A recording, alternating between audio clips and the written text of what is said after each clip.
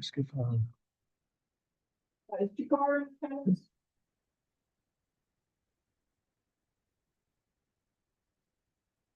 I think that's good.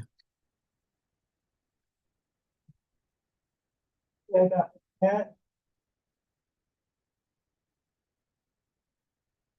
Record. Hey, Kyle, you in?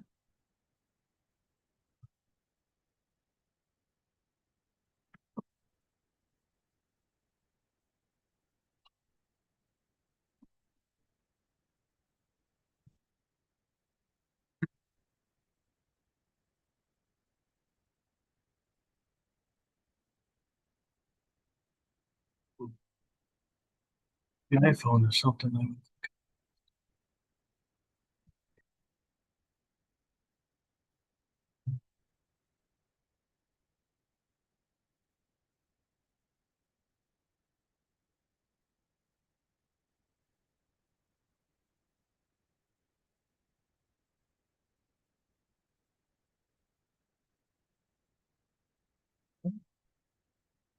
Yeah, see, yeah, he's the bottom.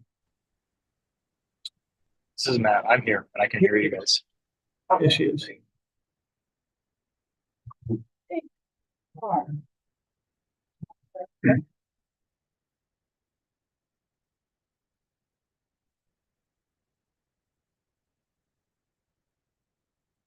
do we get this thing so we can see each other all in the same room?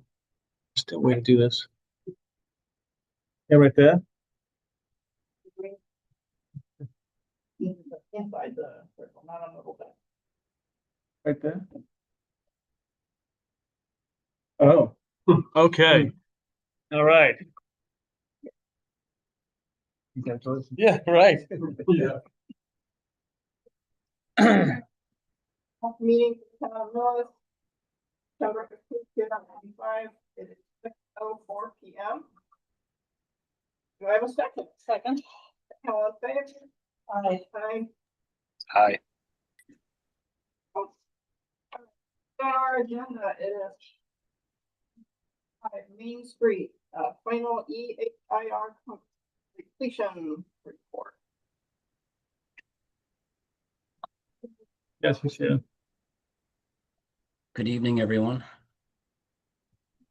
Yeah, let me see if I can turn this.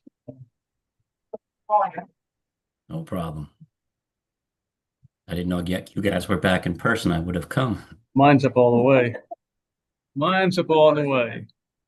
All right. I'll speak up. Okay. Wait, shouldn't we go through this?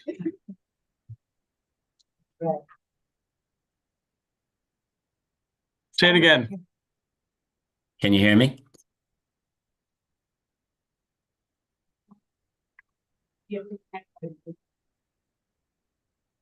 This back there, okay, we'll get a picture.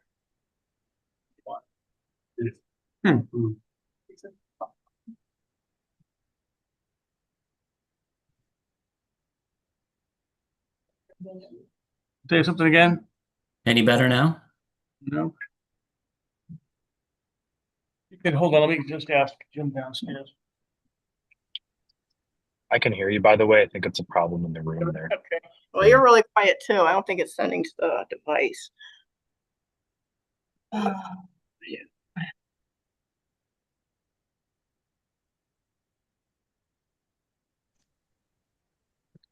Yeah, I can hear Dan. This is John Stedman. I can hear him.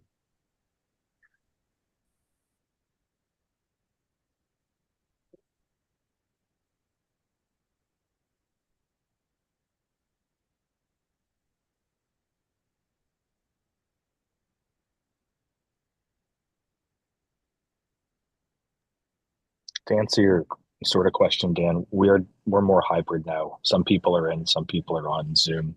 Right. You're welcome to do whatever's easiest for you. Okay. A lot of times it's easier to show plans on Zoom, but depends on the audio video in the room. Yeah, you have to have that working, right? Otherwise it's worse. Matt, are you remote the whole meeting? No, I will be coming in. I'm about half an hour away. Thank you. Fixing audio. Hold on. Can we move? Keep it on?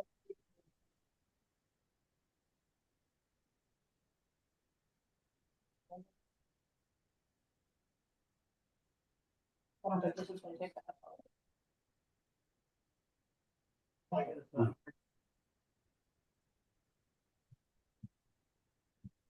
That would mean.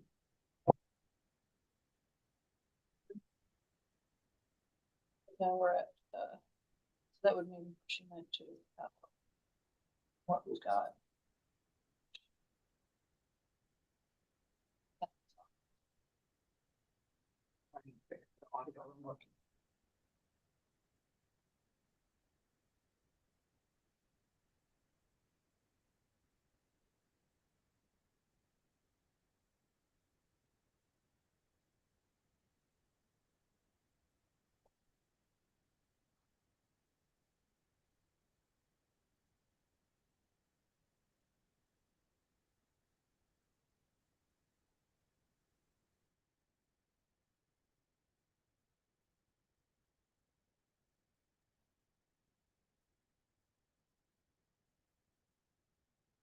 Plugged in here, so that's fine. Yeah, I tried to unplug Unplug it and plug it back in. See if that- it right there. It works many times. Right when I plugged in, go. Oh, what's this? Whoa, what is this?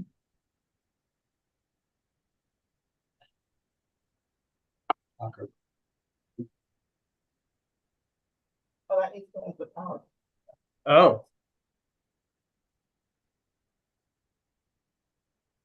Okay. But it was working like this before. But we had a.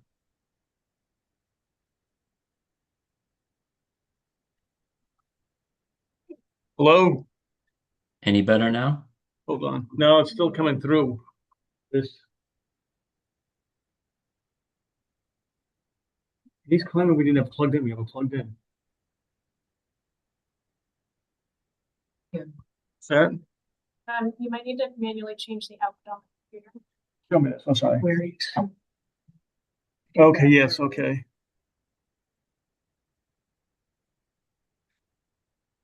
Which one is it here? Yeah, so it's probably that Samsung. Okay, try it again. Any better now? Yeah, okay. Success. Excellent. We got students here. That's the reason. Yes, thank you. All right, are we ready? Yes. Okay. So this is this is a little bit of an odd one for you. You guys issued an EHIR for 1475, 1485, and 1512 Main Street in 2019. That's what's on the plan. This is the plan that you approved on the screen. 1475 and 1485 are on the north side of 109. It's a self-storage facility near the Medway line.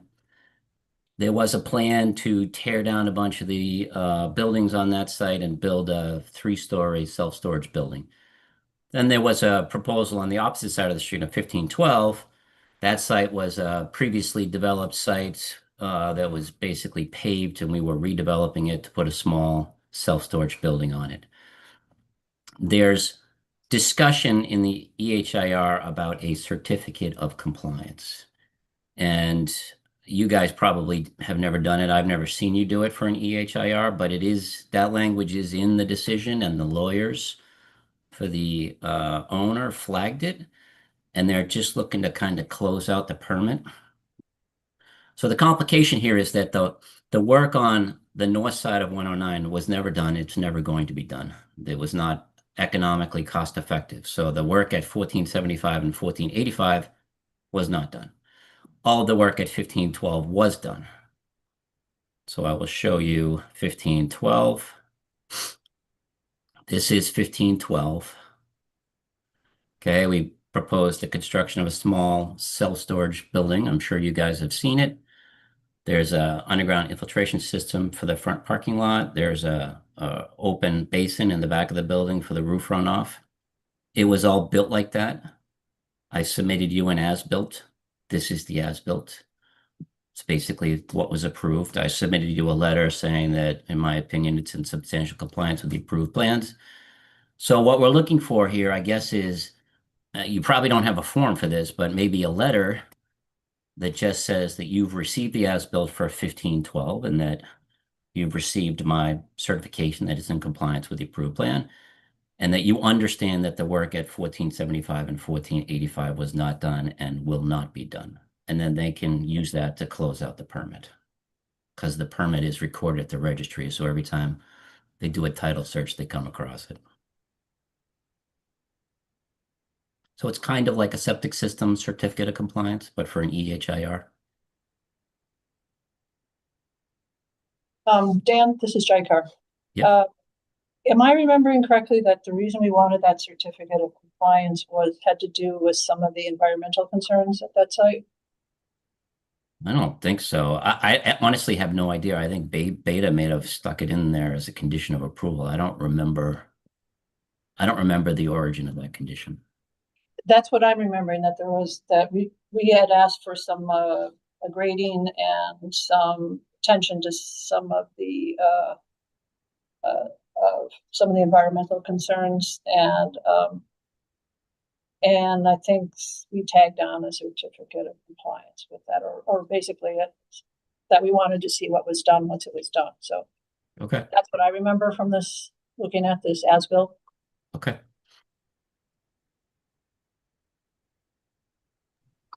Jackar, was this the one where there was like plants that were going to be part of the retaining or something like Yes, that? I yes, kind of remember this. yeah. And something about the basin was a certain way. I can't remember the details. Yes, and that we were swapping out, doing something the client wanted for something that we wanted to kind of maintain in terms of integrity of the site.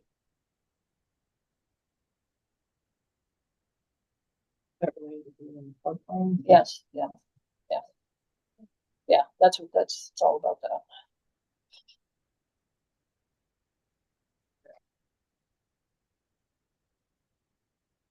Some sort of point. Follow me.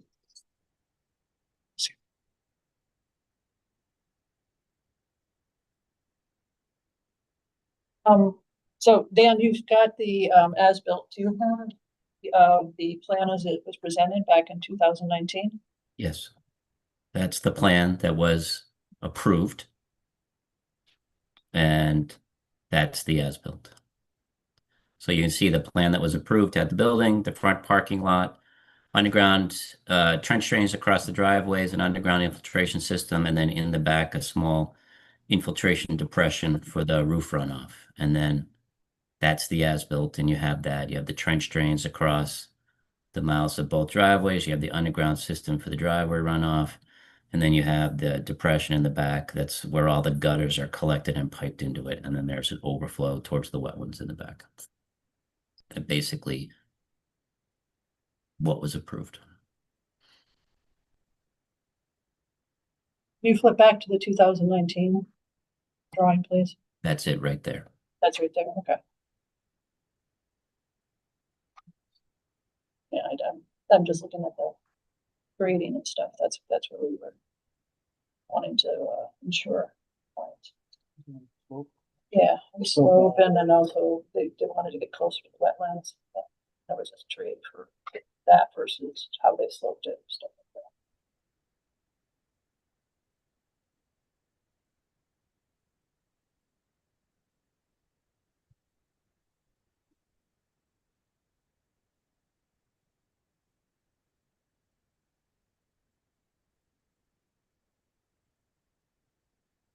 Have we ever provided anything of that sort? He's looking for a COC. I've never seen this before being issued. You guys, I don't think you guys have ever done a COC for an EHIR, but the language is in the approval. So that's why the lawyers are looking for it.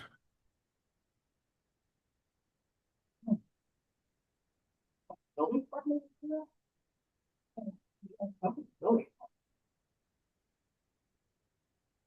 Normally for a septic system, I would give John an as-built with my stamp on it, like I've done here, and a letter saying I signed a form that says it's built in substantial compliance. I've given you a letter to that effect. And for a septic system, John would just issue a COC. So we're basically looking for you to do a similar thing here in the form of a letter, I guess, unless you want to take a septic COC and try to change it to fit an EHIR or something like that. Probably a letter is probably easier. Yeah, we can just do a letter saying that they comply to, as, the as-built are in compliance with the proposed, And that you acknowledge that the work on 1475, 1485 has not been done and won't be done. how is that part of the certificate of compliance? Well, because that's part of the whole approval. The whole approval included, this was a weird one. We included two different sides of the road in the same plan. So this is the work on the north side. So this is part of the EHIR approval. And this work was never done, and it's not going to be done. Early on, they decided that that was pandemic error and inflation was kicking in, and it just didn't make sense economically to do it. So they never did this work on the north side on 1475 and 1485. So I would just ask that any letter you issue just acknowledges that that work was not done and is not going to be done. We need to have a written from them saying. Yeah, I think that's a good idea. We need, I didn't think of that. It's a good idea. some sort of letter or admission that they're not going to do the work at, 1475 or 1485. Because they're doing it with certificate of compliance for a whole project. Can't. If they're not gonna do it, we need something in writing saying we're not gonna do buildings on 1475, 1485 part. I can provide that to you. That's fine.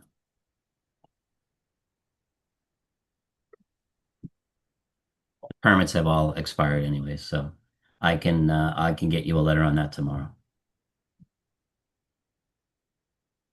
I would say just to write a letter back. Yeah, so I don't think we will create it.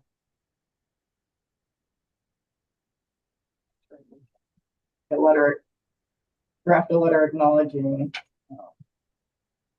for the EHR that the as-built received, I believe is in compliance with Main Street plan.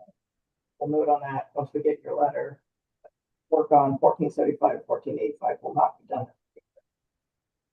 You want to do work, you have to why? I ask a question. Go Would ahead. that be your signature or my signature with that? Because it's EHI was a board signature, but would it mind if it was my signature instead? I don't know. That's fine with us. The board can, by vote, authorize John to sign the letter. Do we do that when we do a septic? It seems to me like it's in the purview of John's duties. Yes. John signs off on septic COCs. I'll just say I'm comfortable with John doing it as part of his purview, but if the board feels otherwise, we can also vote on it.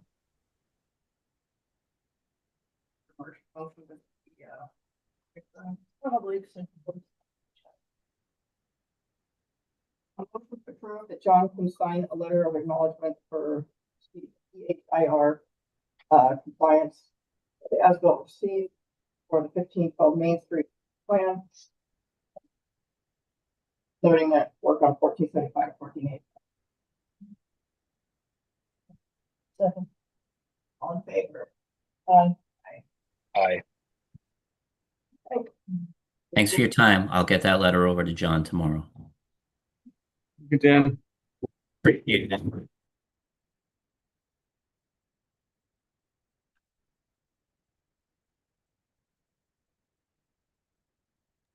Sorry, that was my dog barking.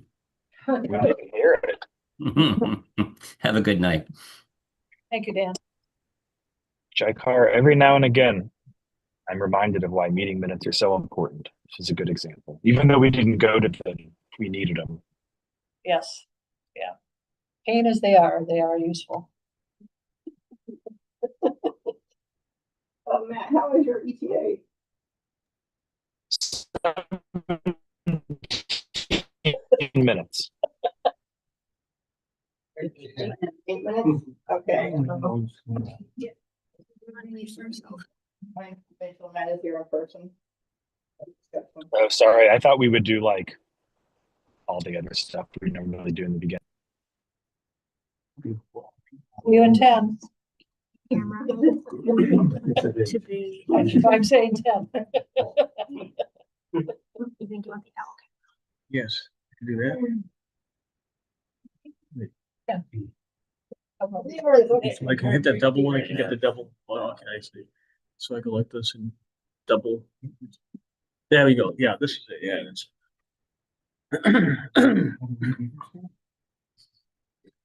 Okay, so the Board of Health is proposing that we produce create policy and procedure for emergency fever and muskrat conflict. Our fever mitigation responses within the town.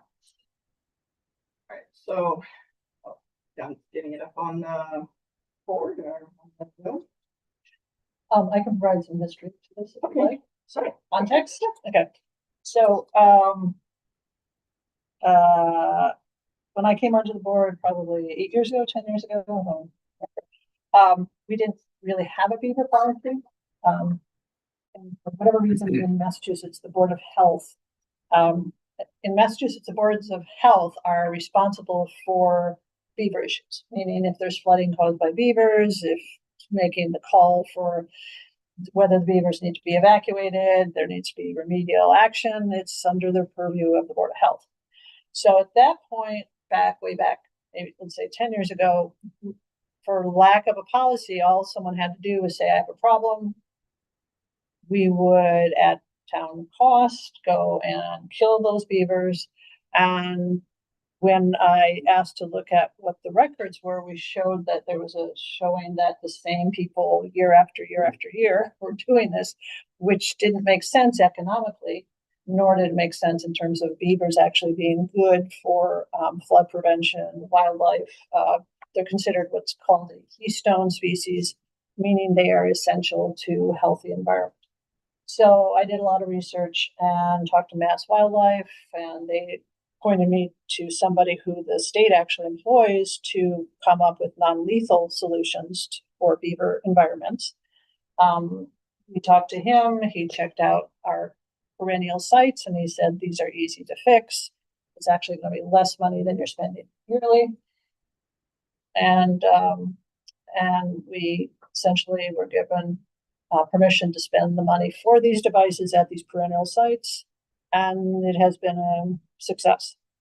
But because this has been something that's been done by meetings and people showing up and having discussions on phones and in person, we figured we should formalize it. So whoever is sitting at this table in the future can use this policy. And as I said, we've had great luck with it. We've gone from having flooding to not flooding. Town hasn't spent the money other than the initial installs. Yeah. And I think it's a very low maintenance fee per year where they go and check the devices and make sure they're still working. And if there's any damage, they fix it. And as I said, we were kind of ahead of the curve in doing this. It's now considered appropriate beaver policy or flooding policy caused by beavers to do non-lethal as much as you can, because they are so important to maintaining wetlands versus having land that then easily floods. So this is what John put together. I looked it over. It seems very complete. Matt, I'd like to hear from you because you also have been in this beaver experience. And you know, we've tried to educate people on just because you see water flooding doesn't mean a beaver has done it, and if a beaver has done it, there's ways to mitigate it. So we've been doing education as well as mitigation. So I looked this over.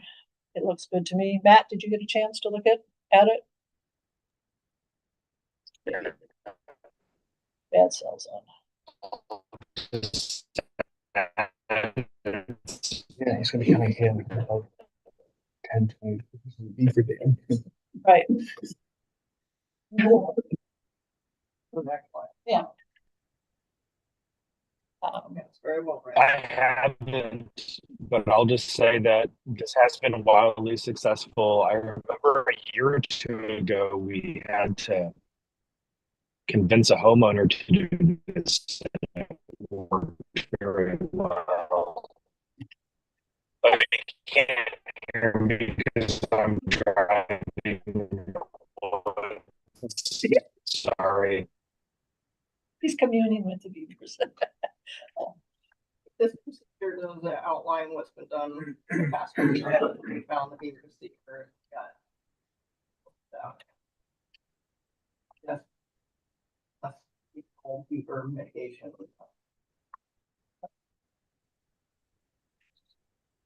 Right, that's safe. Sorry, how about now? That's Yeah, better. we have it now. Yeah, no, it saved the town money. It's kept the wetlands happier. And there's been, I mean, DPW sings its praises. They were a little in at first, but they're just going, these things work, and we're not running around answering flooding calls anymore, so. I've heard about them on conferences in other parts of the state. They are catching on. We definitely are above the curve.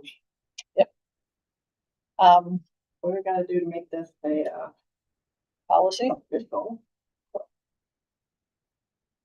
I think we just take a vote to enact this document as written, as our Lost Matt.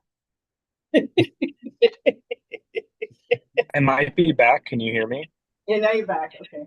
It's the stretch right outside of Dover that I don't know. You always lose me. I Yeah. was just gonna say, I Go on. agree with Check car. It's been wildly successful. We've implemented it multiple.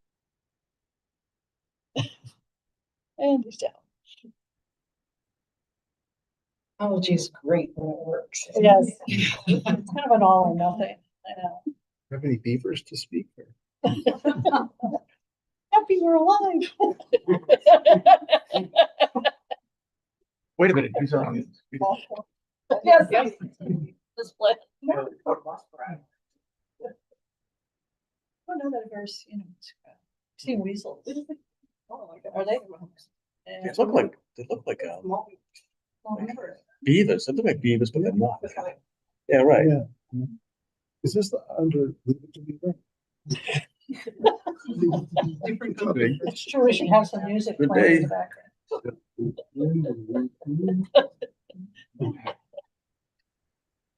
Well, I think all about, we can say A or nay. Yeah. Yeah. Okay, a motion to approve and make. Could we have some discussion, please? That. That's Mrs. Lannon, Yeah, the land. Go ahead, Kathy. I just have a question about what's currently on the screen, cost responsibility. Could you tell us see a little more of that? You can't read the whole thing. which one are you looking for? What caught my eye is that it's not the responsibility of the property owner, but the person who's being flooded. Could you, Flooding and beaver. so am I understanding that if I lived downstream and a beaver caused flooding, but my property was being flooded, it would be my responsibility? Is that? You gotta go up. Gotta go up more. Is that the correct interpretation of that? I don't think so. I think it's the person who's Go ahead, bottom. right here. Where? Cost responsibility. Oh, okay, right here. Just, could you clarify what that means exactly? Flooding. Possibly affected party, but the property owner will be damaged located.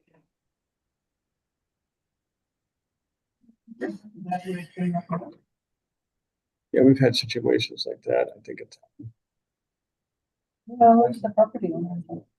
yeah. Yeah, so it's the property, it's been the property owner, not the So we can person. take that out. Or we just flip it. Yeah. We have to flip it as the property owner, where the beaver dam is located. If applicable.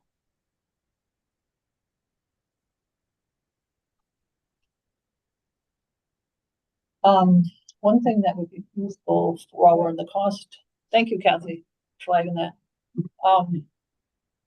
Is where it's not a private property, but it's, for example, town or, even, engineers, Army Corps, yes, because we have, Charles River, for example.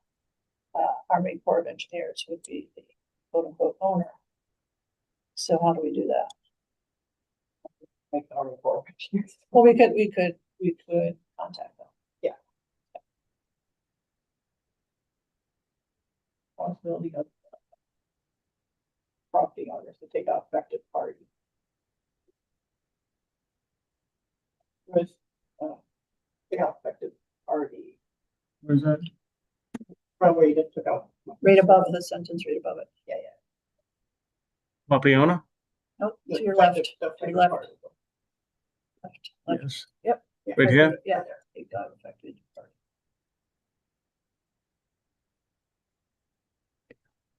Responsibility of the property owners.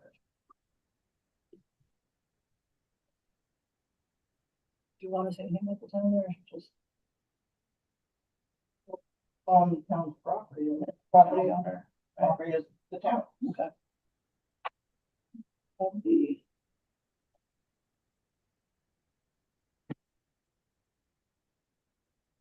Take out one of those lots. Which ones? Take a the, Just take off the. Right here? Nope, down. Down? Yeah, right there, to the left of. Oh, yeah, right here. Yeah. Okay, right, I get you.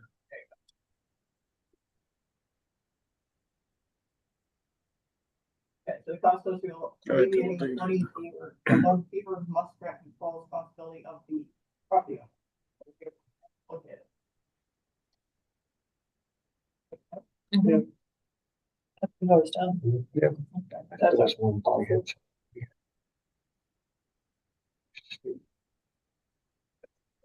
I'll get back to you. It's a long one. Down. No, it's back.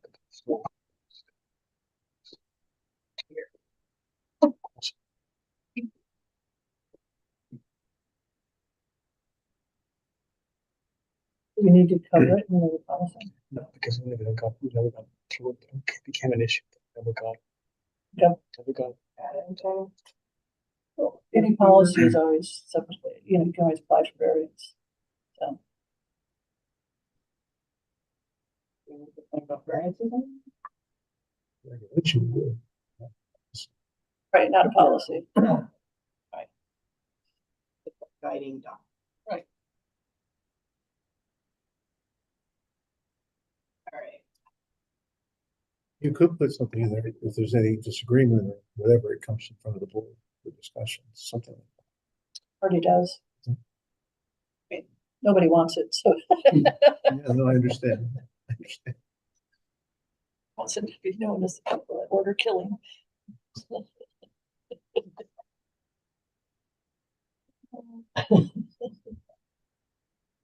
Okay, all right. More comments on.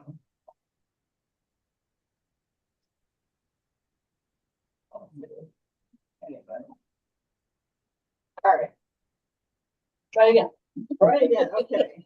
Can I add just one more thing? The last sentence, just quote the law. You generally do that in all of our work. Cite what law that is Was at the top. for clarity. Mass General Law 130, 188. Yeah, we did. Yeah. Yeah, we did at the top. We did it. We did. as well. We up at the top. Just need it once. That's- Yeah, you've got it. For the chapter 131, section 80.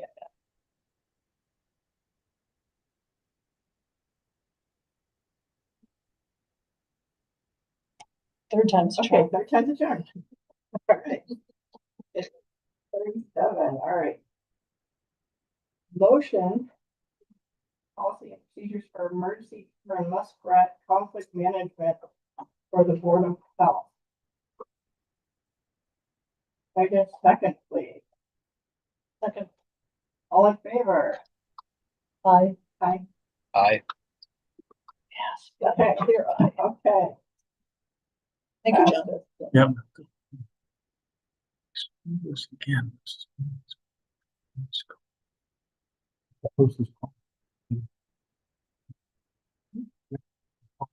Beaver Dam in town. This is how to behave.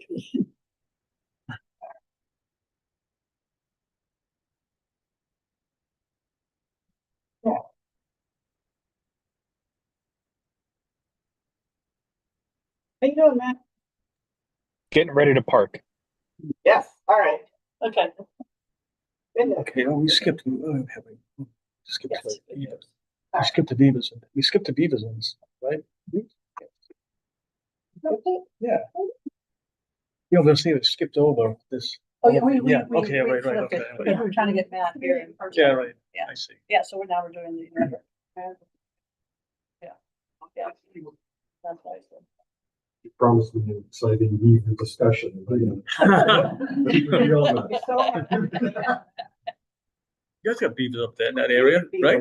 Yeah, you do. Yeah. Now you know what the policy is, yeah.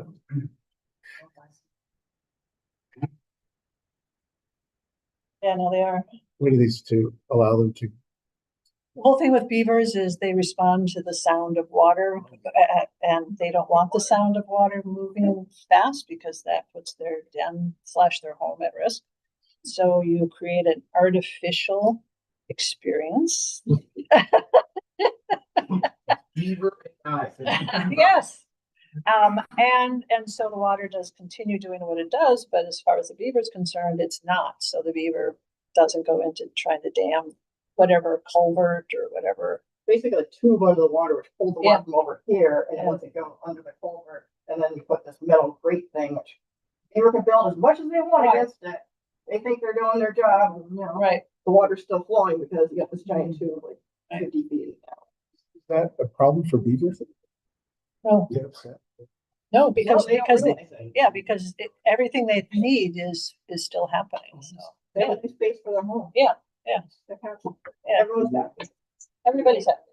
In the urban areas I work in, we don't have many beavers. No, but out here, a lot. A lot. Beaver seat. Yeah. Yeah. They work with their psychology and their needs and instead of going against them, they go with them. Yes. Beaver stuff. Just doing it. Yeah, just they have the right to propagate and whatnot. So, Like everybody else. yeah.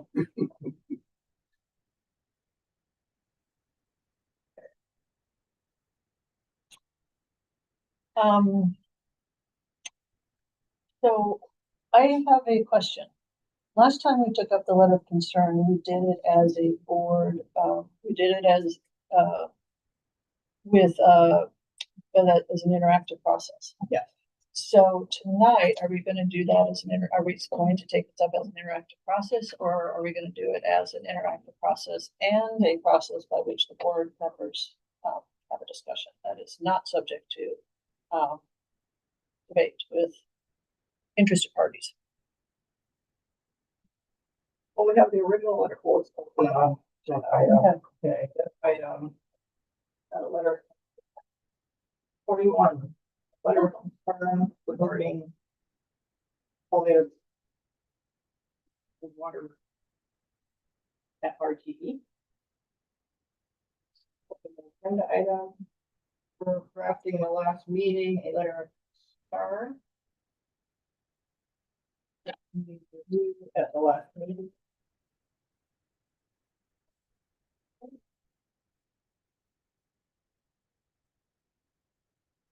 I'm not necessarily change it. Is it? They're fairly long. And there's also, it looks like a letter from the Board of Trustees. The Regency Glen Ellen Board of Trustees. There's a letter to the board that is relevant to this. All right. Well.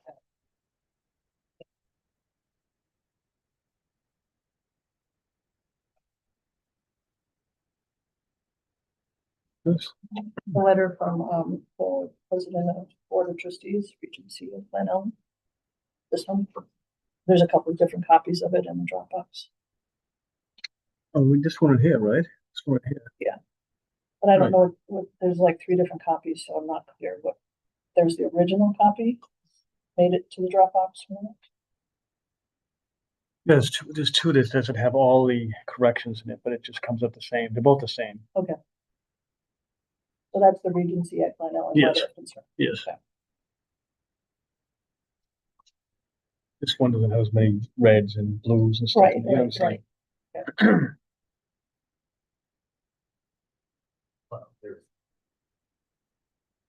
Yes. That's the one that we were working on, the last meeting up on the board. This one that we were gonna draft up, I don't particularly agree with.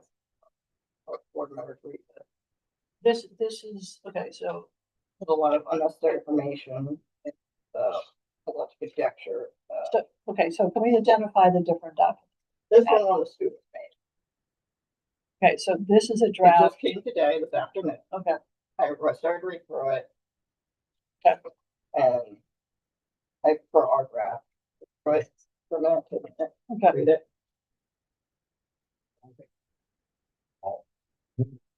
No.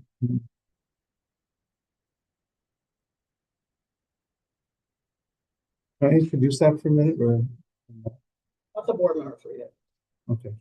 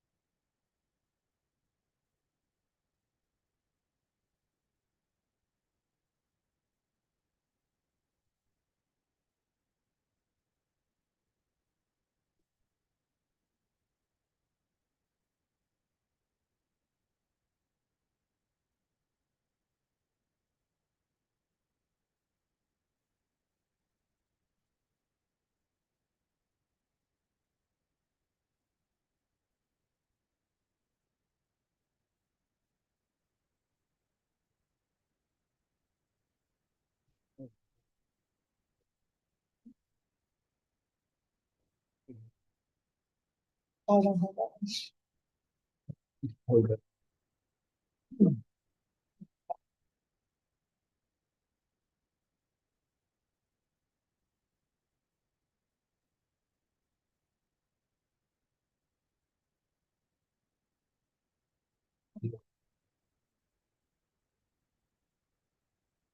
Let me go through this. Yeah. There it is. It shows.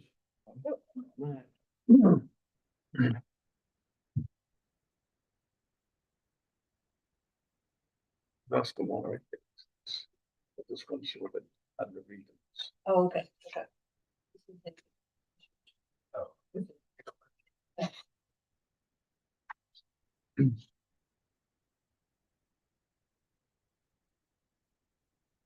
It was no.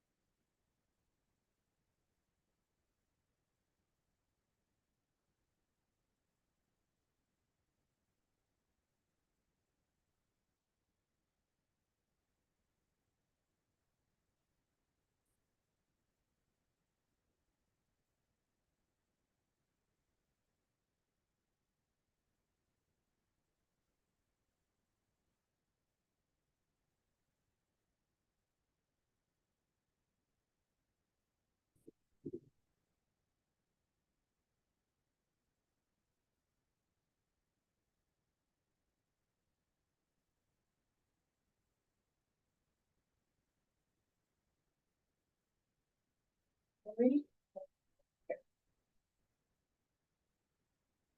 And it does a draft a letter that we didn't ask for. I've changed the other one, make it like a more scientific paper with lots of references and citing. Something references.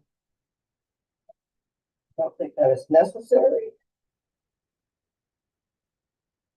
Functions. I personally prefer the one that we worked on last meeting, when it's precise, that's what's going on. Can we hear what prompted the draft of this? Thank you. What prompted this draft was the process of writing the first letter of concern and also the subsequent executive session meeting, which we can't talk about in detail because it was executive session, and thinking more about what a letter of concern really is. What is your goal? What do you want to accomplish? And that was, I tasked the two students to also work together as to, and that was Grace and Camilla. Camilla's, I believe, joining us remotely, and Grace is here. And it's something that a Board of Health rarely does, if ever. You know, I've been doing this work for decades and I've never written a letter of concern. So it sort of challenged me, and I wanted to challenge the students as well as to what is the goal? So, you know, asking the basic question, what's your concerns? Why do you have concerns? And then explain why you have those concerns, because ultimately, I believe the letter is going to try to accomplish some sort of action, some sort of goal. So I think, and to also lay out the case for why you have those concerns and why you want this goal to be met.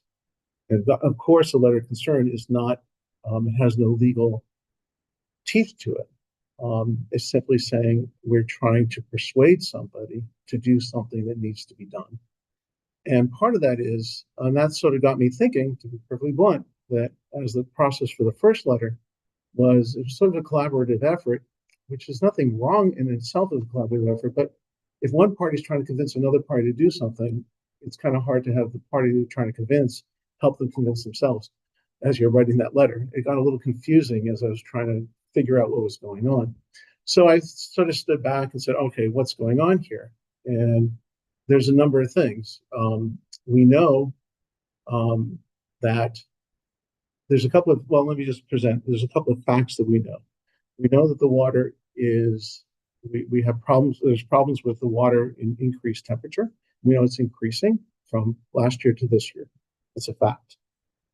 We know that the levels of disinfectant have gone down. And we also know that because the temperatures go up, disinfectant becomes less stable, and that goes down. We also know that the rest of the system here in town is operating as intended. And there we have no issues that we are aware of where temperatures are going up and disinfectants are going down.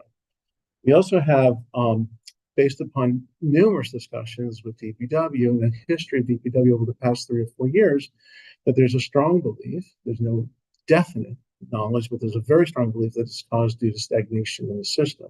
The system is built in such a way that there's stagnation. So we know from the literature, stagnation, temperature, increase in temperature, increase in stagnation, decrease in disinfectant. There's a problem.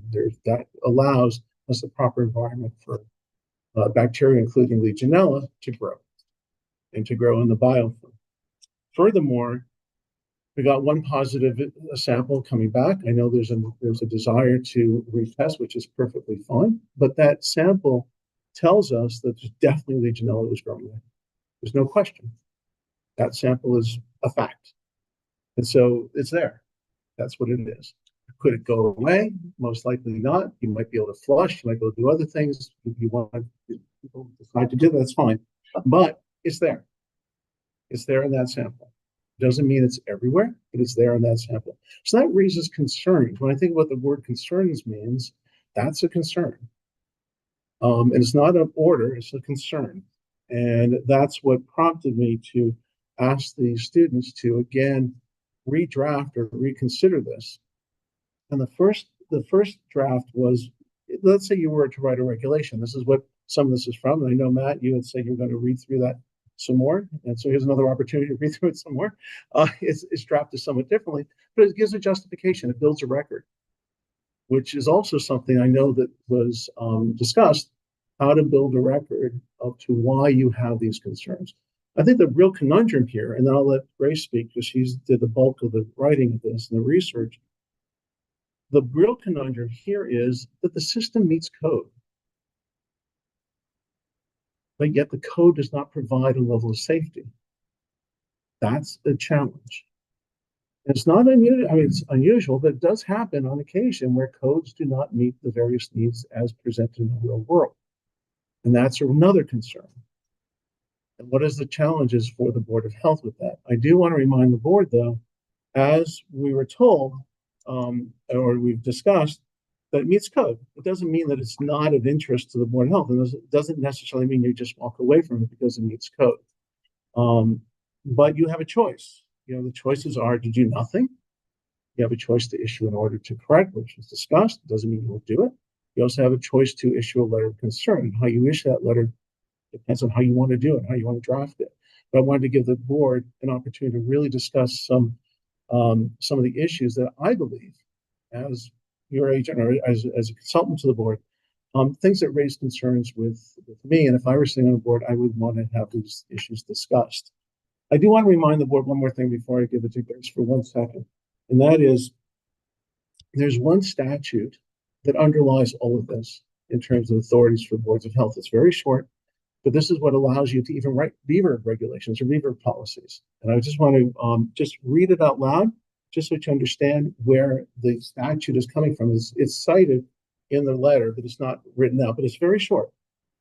This is Chapter 111, Section 122. The Board of Health shall examine into all nuisances, sources of filth, and causes of sickness within its town or on board of vessels, which you don't have here, within the harbor of such town. You don't have a harbor, and which may, in its opinion, be injurious to the public health, shall destroy, remove, or prevent, the same as the case may require, and shall make regulations for the public health and safety relative thereto, and to articles capable of containing or conveying infection or contagion or of creating sickness brought into or conveyed from the town or into and from any vessel.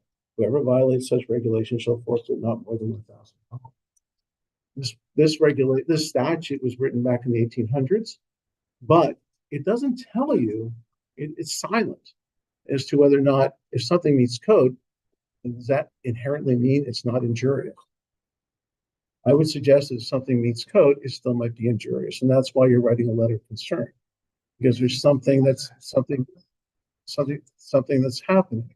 To go over the details over and over again. But I'm not suggesting over the details, but I want you to know this is why I tasked the students to think about this and also to draft something that is ultimately the goal is that I would suggest to the board. The goal is that something needs to be done to address the situation. And I don't know other way of doing it rather than presenting the case, presenting the arguments, and also the science behind it, because it is complicated. we did that last week. I understand, but I don't think. Time to talk about the letter of concern amongst itself. This is the board's meeting. Absolutely. Thank you. So can we make this part or just? Yes, we need to talk about it amongst ourselves in a public forum without undue influence coming in and telling us what to do. But can we bring up the draft that we were working on the last meeting, please? Yeah. All right, that's what's up. So for me, we had executive meeting we had where we were advised of what would be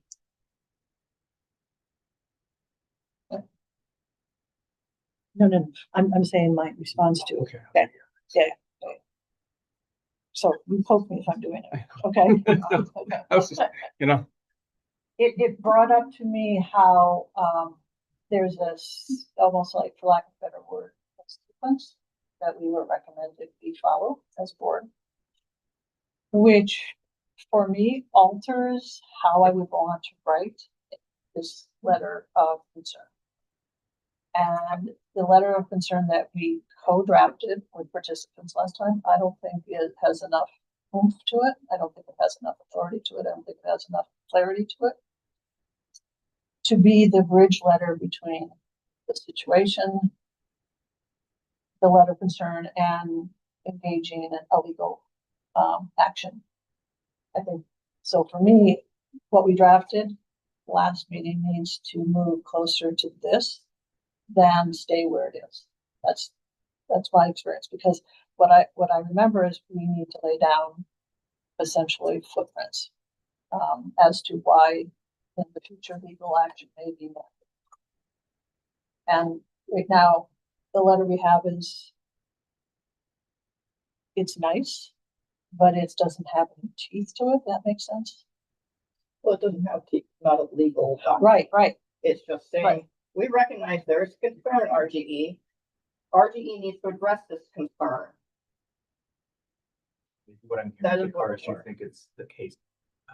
Yes, the case hasn't been made, and this is more of a document I'd be happy to. Okay, so full disclosure, I was a mediator for 10 years. I still show up in court as a mediator. So I have a lot of experience with the legal world.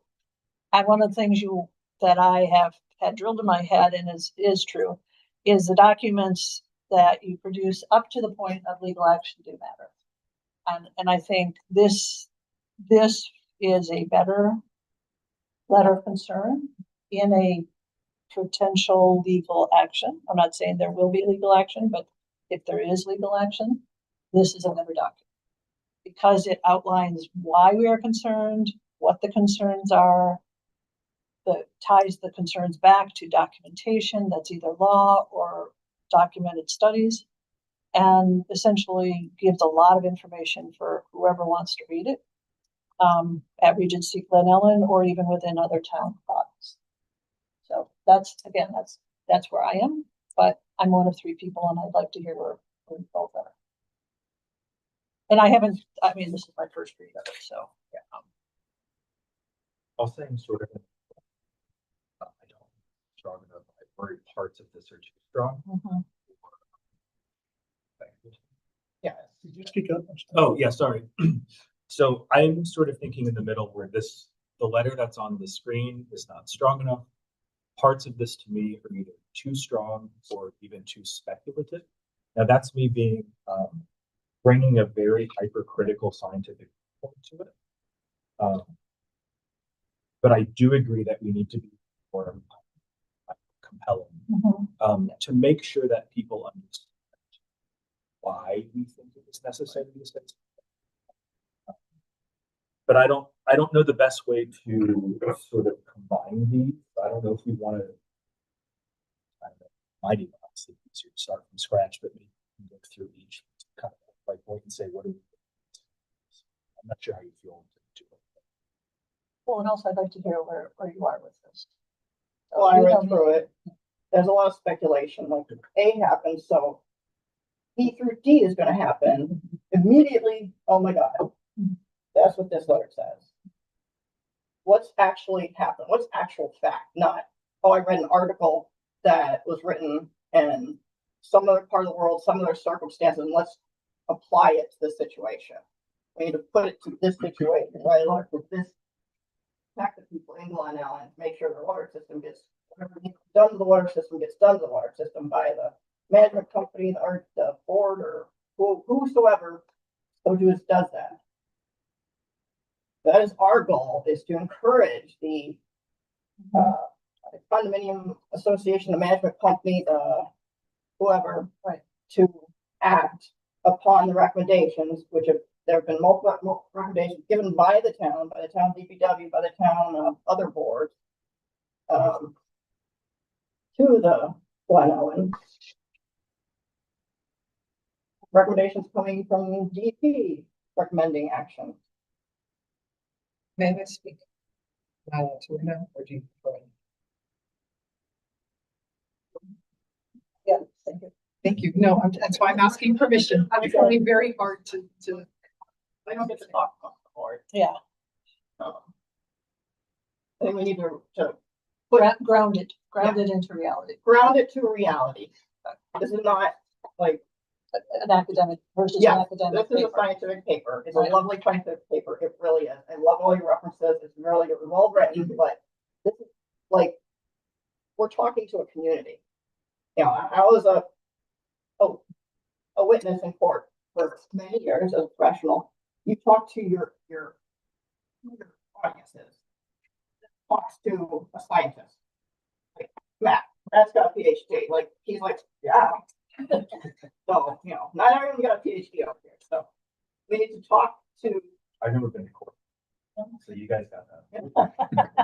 We just talk to our audience They're in a not way that they listening. understand, so they will be compelled to action.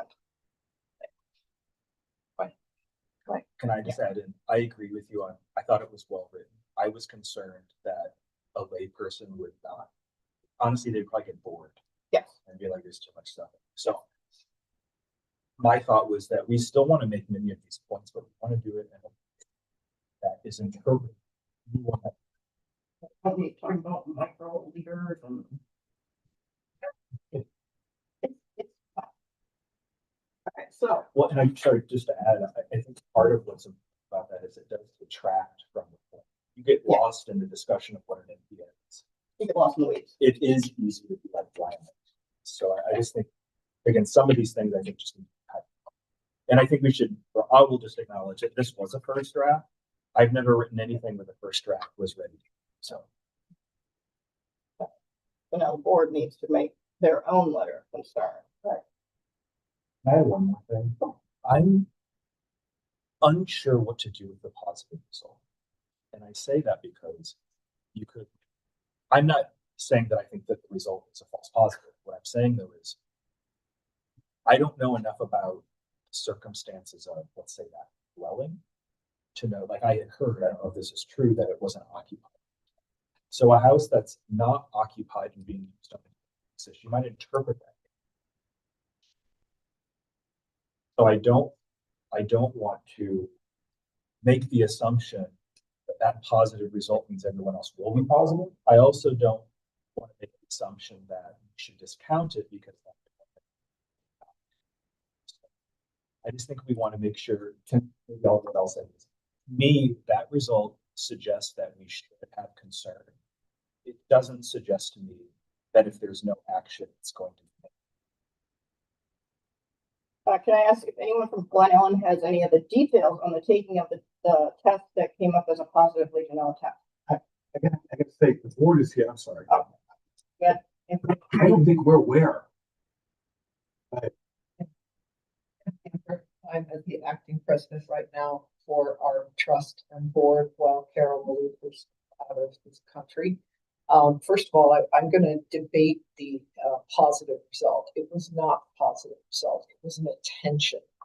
There was that we can provide them if Carol didn't, but I believe she did send with her letter what those results were. But it was an attention, and what the definition we were given was for attention. It was a notification for Legionella. It does not definitely, which is a word you use. So I'm just going to correct. I'm going to base the word. It does not definitely mean the bacteria is present, but it indicates a situation that warrants further investigation. That was what we were given for an explanation. So I think it's really important to stipulate that it was on a scale. It was 150, if I'm not mistaken, on a scale that could go up to 1,000, and it was definitely not a fail. It did not say fail, it said attention. And I just want to make sure that that is clarified. It is a home that we understand from the homeowners. It was an upstairs bathroom. It was rarely used. And so I think that there are some specifics that are important to understand. I'm also going to very respectfully take issue that we have not been given guidance by DPW or anybody in this building. And I'm going to also take issue with the fact that we've raised this issue since 2023, and nobody in this building was reacting or having any concerns. We were all having concerns. You know how many contacts we've had from residents here.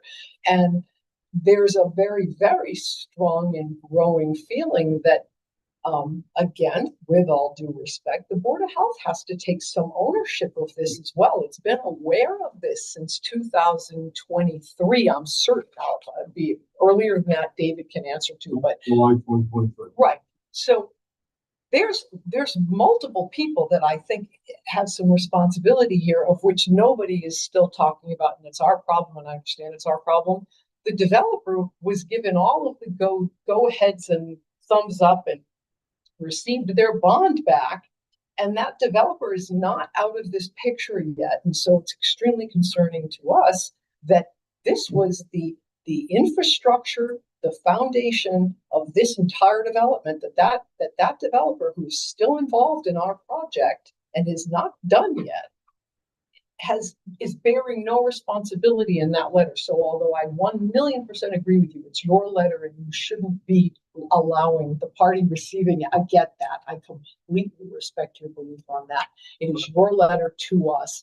I will go down fighting that I believe it's a letter that should be at the very least written to both Toll Brothers as well as Glen Ellen, because this is a massive, massive burden that innocent purchasers and home buyers of a development believed that the town had our back. They were giving all the green thumbs up and the bond back to the developer, who at the end of the day, maybe not on purpose, I understand that, but nonetheless has created a massive, what could be potentially extraordinarily detrimental expense to us that we may never recover from. And so if the letter goes just to us and not to them, we're in trouble with that. And I just, that's all I'm going to say. And I appreciate letting me say it. Just the Please. reason this is so technical is that, not to debate it, I just want you to know that, for example, when it says attention rather than failure, there's no such thing as a failure for Legionella. That's why it says attention. But again, that's why there's so much material added to this document, because it is complicated, it is complex. Not that everyone's going to read it, but it's at least there for the record. Thank you. I can tell you, as someone who's been in the court system for a lot of years, the record is, especially for the past. So I can quickly address just what I know from this report. So I agree with what Ethan just said. Part of the reason is because it doesn't have a pass-fail. The thing that says attention, if I'm being honest, means nothing. And the reason I say that is what really matters is what the result is. So I know that there's information in here about what an NPN means, but what NPN really means is the method that you use to grow something has some sort of statistical power. There are other methods you can use that are just presence absence. There's a lot of different ones. The fact that they were able to find 150 of these in there, because that's what that's saying is the highest probability is there's 150 of these in the 100 mils that we took.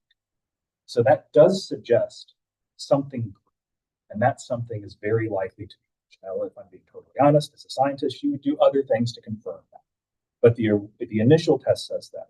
So I don't think that we can say that the attention part, it just is, honestly, it's just meaningless to us, at least for this. And I think that we have to take 150 as the result, at a minimum, as presence of culturable bacteria.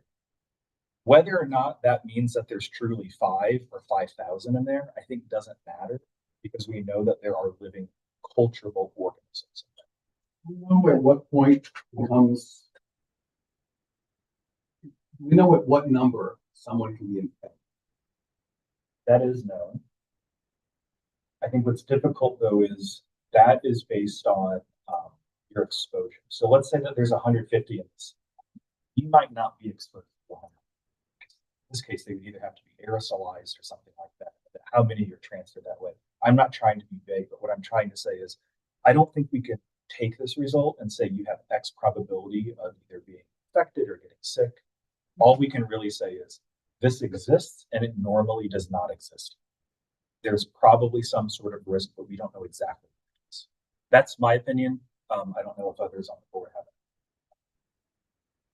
But I'll say I'm not in a position. I've never treated anyone with this. This is just sort of my microbiology background.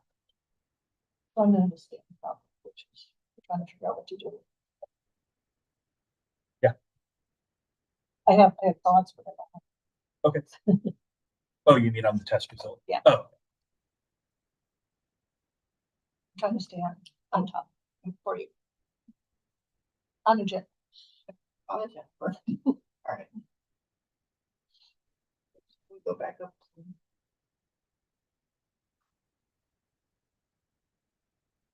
To make the letter a little bit more stronger, we're also gonna add RG or Toll Brothers to it.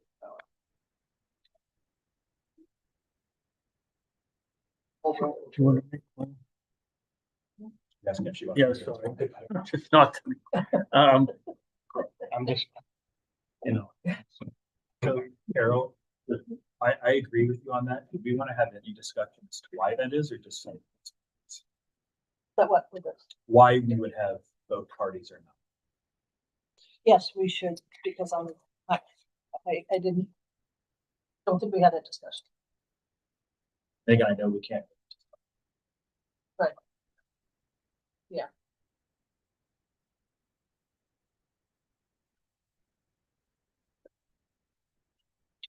Yeah. Okay, also wanna CC DP.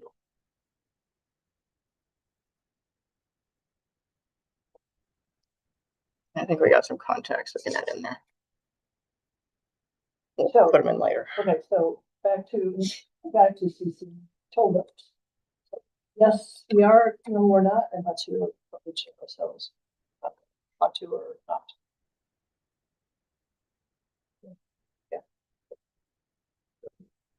Lawyer, it's unclear to me from the discussions that I've heard compelling arguments both sides. Perspective is, I would rather make all parties involved notified, and they work out for themselves who's responsible. Fair, we don't know who to address it to. Okay. Right. So we got trustees, Toll Brothers, DEP. We need to add in town. Oh, yeah, it's very good. Right. Town. It's all at the end of that draft. Okay, yeah. I think so. Oh, it's already I got think it's CC. fair, but Hold on. Oh, yeah, it's all right there. That's just have to reach the bottom. All right. Okay, all right. So back up to the top.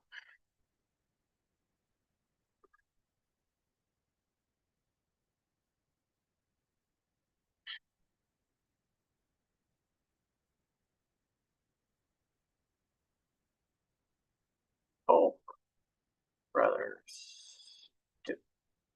Development or for. Others, sure it's think. Okay. Okay.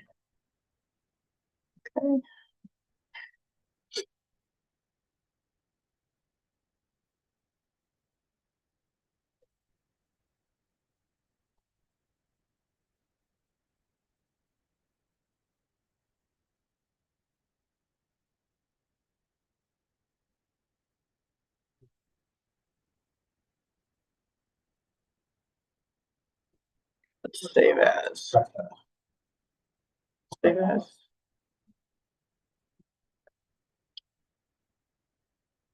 Awesome view. No.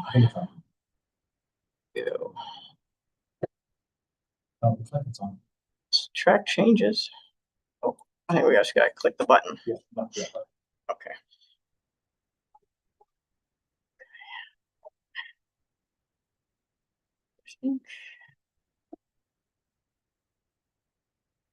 I think that's. We'd still be setting up. Yeah. What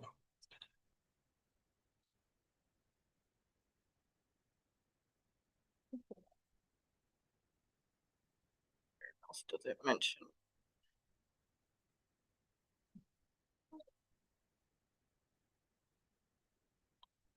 See?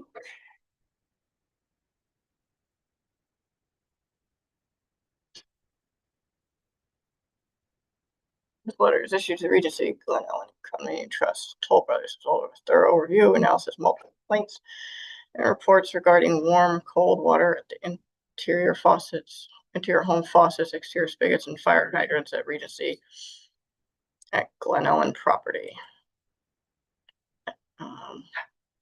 First letter is concerned. One of the things that I like from the draft that was given to us is directly discussing the fact that code was met, that this is an outlier of that code. I think it might be important for, I guess I'll just say both parties to sort of, I think one understands better than the other, but for that to be clear, because otherwise I could imagine someone saying, I don't care about this, I need code. Okay? So that's just my opinion, but I think it might be. No, I agree. That, I was thinking earlier. First letter is issued to trustees, Glen Ellen and Toll Brothers, Inc. to inform trustees and residents of Glen Ellen and Toll Brothers, Inc. of potential public health concern as present at multiple homes at Glen Ellen. Inform this is not a legal order, citation, or notice of violation. All right.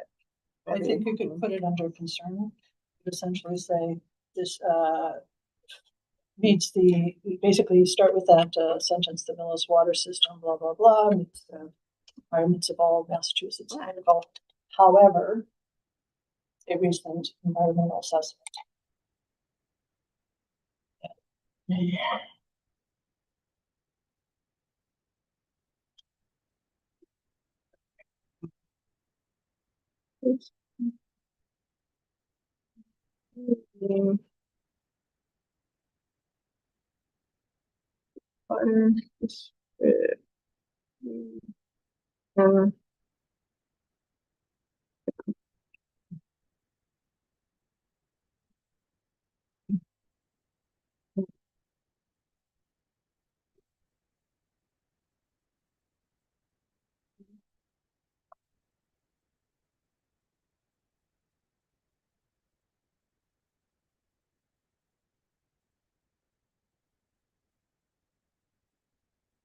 Plumbing.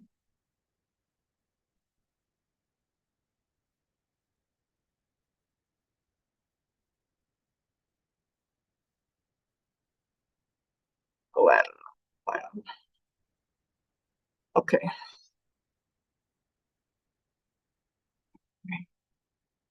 Plus water supply system, clean water distribution with it. First in the region and see Glen Ellen meets the requirements of all Massachusetts local drinking water plumbing related codes.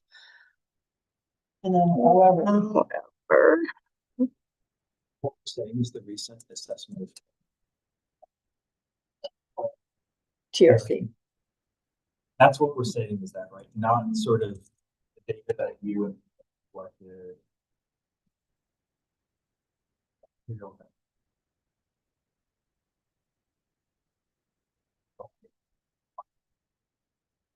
make sure if someone were to say, I want to see it, we're not sending it, no.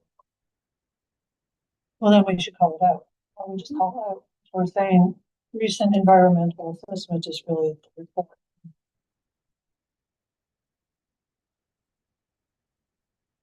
Available upon request. Yeah. Let's keep it with what we did. Yeah. When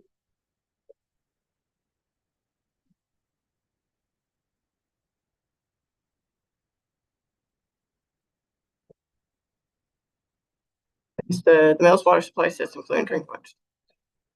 And that's, Overdue reason not fully so understood. instead of a recent environmental assessment, put the, report by TRC.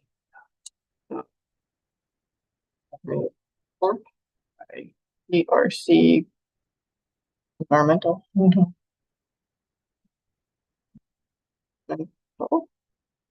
Revealed concerning conditions of the potable drinking water at multiple homes at the Regency at Glen Ellen. The assessment showed the potable cold water was high in temperature, ranging from 62 to 78 degrees Fahrenheit, and noting that 68 to 78 degrees Fahrenheit can support Legionella growth, which was not reserved. I'm not sure if that. Okay, so and instead of assessment in that sentence, let's put report, just so we kind of stay tracking the same. Port. I like the idea of everything but that. I think what we want to do is follow that up. Say, reason these temperatures are concerning is because they can't support. Otherwise, I feel like it's disjointed. Does that make sense? I like it how it's visually like this. Yeah, I do like that. So this, because it makes it easy, just basically say. So what if we What if we did that like at the end?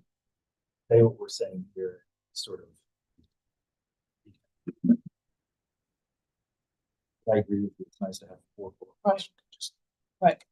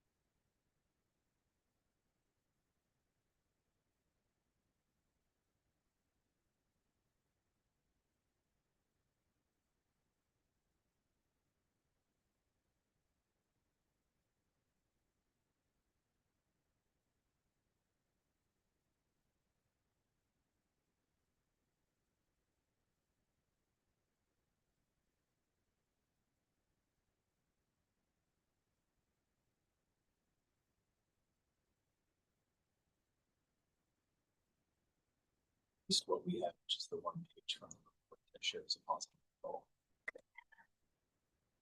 I assume we're able to do that since it was given to John, but You have that? They're positive. Everything. Water testing. Conducted.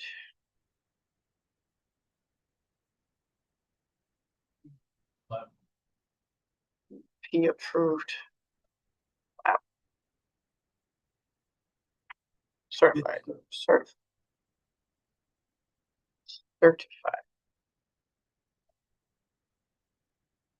also worried about the very likely stagnation part.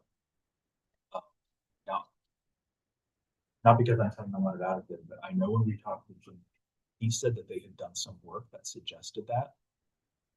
I don't know if that was definitive, and I understand Harry suggests that, but I'm just wondering if we want to make clear why we think that, or if we need to make it clear elsewhere. Or if we need to put the word possible. That might even be better. Yeah, because very likely suggest if you would go look for it, it's highly likely you're going to see it. Adjusted state. I think Okay. that suggest the farm see it, they not, but it doesn't. I think we based that on DVW doing flushing last year at the water main, oh, not the water mains, the hydrants. Yeah. And it did bring down the temperature for X period of time. And then as soon as the water was allowed to stagnate, it went back up and then they flushed it again, it went back down. So it shows there's something with the flow of the water. It needs to flow, the stagnation. Or even the other parts of that paragraph. Yeah. Is there a part in the previous paragraph about stagnation? We could say something similar, which is possible stagnation is evidenced by words. Take about that's thing we have. No, it makes sense. This is me being a scientist. I hesitate to say things that we don't have. Or if a lawyer came to us, we could say, yeah, we have some evidence for this. Say like, Right, but I'm sure there are emails. by DPW. What do you call that? Not work. It's like hydrant flushing. Hydrant. Yeah. Hydrant flushing by the DPW. Indicated I would say so, yeah. or suggested. Okay. Suggested resolution of high water temperature upon flushing, whatever amount. Recurred. Recurred. You like That's what I thought too. Hmm? Remember, John?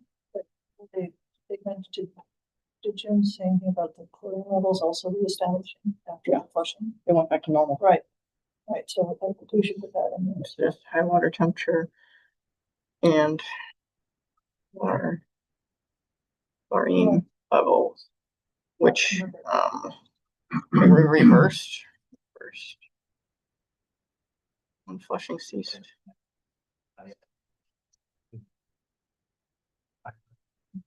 it did show these things, Hydrant flushing. then suggests Yeah. that it is a step.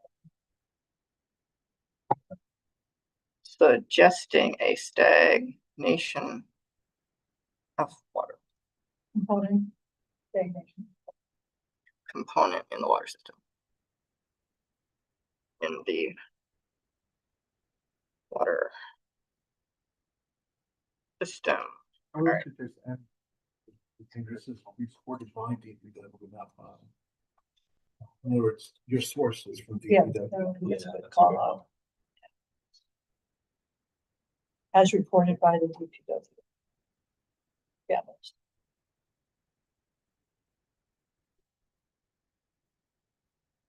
Well, I think they recorded, or as reported by the LS.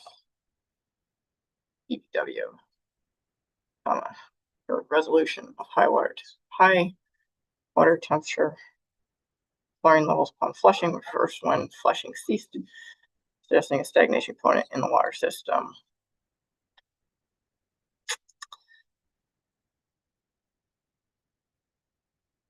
Producing a problem. Okay, so I then, think if you go below this list, there was a problem. oh yeah, all right, yep. Put it in the middle, didn't I? Let me move that up. New line or something like in summary, whatever. I would compare.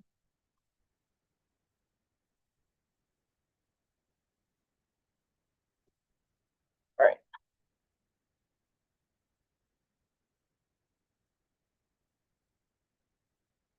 In the next paragraph, we're gonna pull. This might need to go. I'm talking about the. Well, this doesn't entirely make sense. Some samples show lower than. Let me make that a separate sentence. Separate. Here. So we added hydrant flushing is supported by. Right. So then I was asked to move up this stuff. Some samples show lower non-detectable levels of disinfectant. I guess what I was thinking was have a paragraph lists out sort of what we found and where you can find data, information, etc. And after that is when you have, in summary, just the bullet points. Maybe that doesn't make the most sense. If we do, we might even need to separate this or something. But I think we should separate. it's always harder to do this by committee. Yeah. So,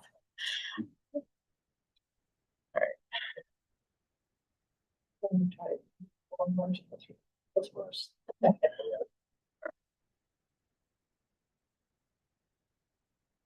Where this.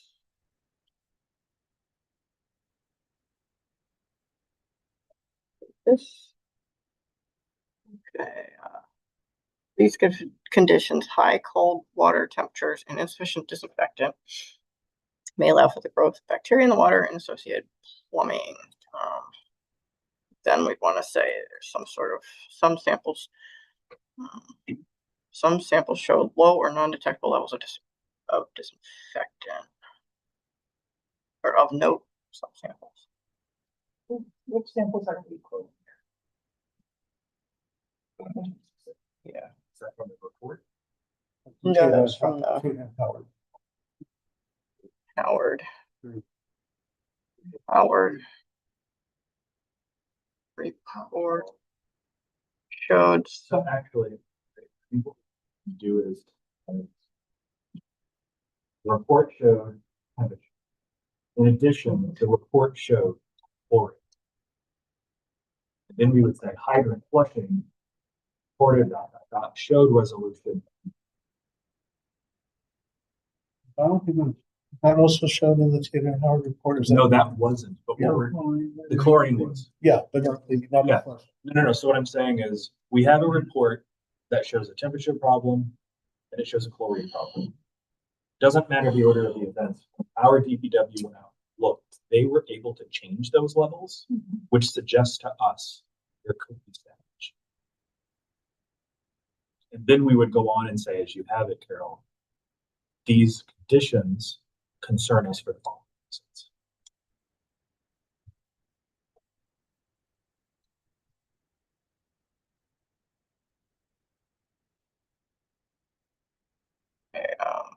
high cold water temperatures and insufficient disinfectant may allow for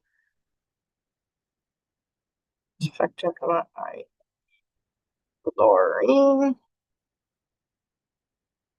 may allow for the growth of bacteria in water and associated plumbing. How we're gonna, All right. although I don't know. One of those again, I feel like we, I don't want to say control that report because that makes it sound like we have it's out of our purview. So I don't know Except if we're quoting information from it.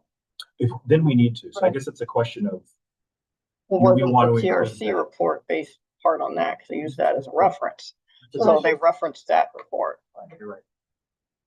Do we also need to cite it, or did the TRC, which also cited that, I think TRC covers it because it's the Okay. umbrella under which the. Yeah. that was part of the Right. review? Yeah. So I Okay, don't think we need to take. so we don't need Tatum. All right, did I get all those information? Yes, same thing. Is that where you want to put the? No. That's what Yeah, under that.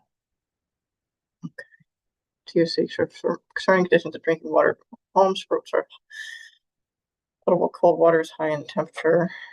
Right. Flushing, but I also need to say it also indicated, it also showed. So show chlorine levels at lower than detectable levels of disinfectant. All right. Okay. Hydrant flushing as part of Millis DPW show resolution high water temperature chlorine levels upon flushing, which reversed when flushing ceased. First within a set time period. So it wasn't immediately.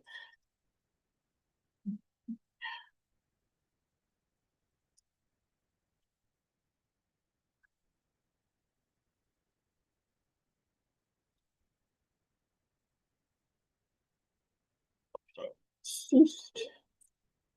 Okay, suggesting a stagnation component in the water system. Okay. Take that out. All right, so we need this. And we need the bullet point. Yeah. Bullet points right. in there. Do we need this? These conditions. Okay, put that back up.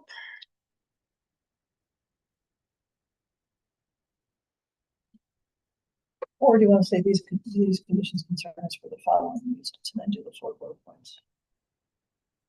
Okay. Yeah. We're repeating ourselves. Yeah, all the time. yeah. Okay, all right, so these are our concerns. All right. Okay. All right. Our concern. Yeah. Okay. Take that out. Our concern, including but not limited to.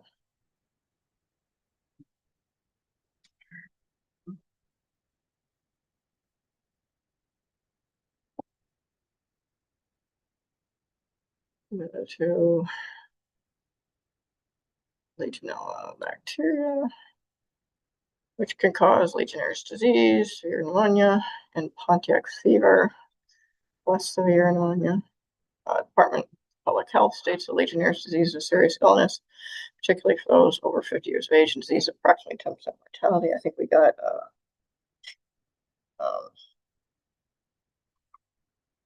reference.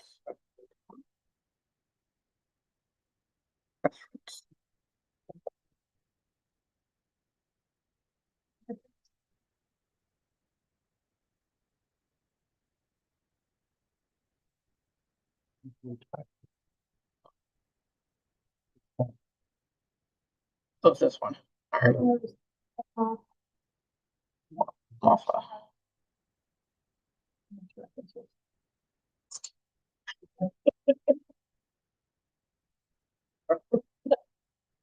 That's MAFA, so citing MAFA 2023. Where were we?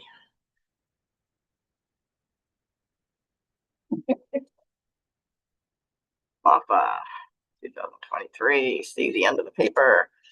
Okay, it has been confirmed that the public water supply at Orchard Street where Regency at Glen Ellen property Confirmed by. confirmed DPW. by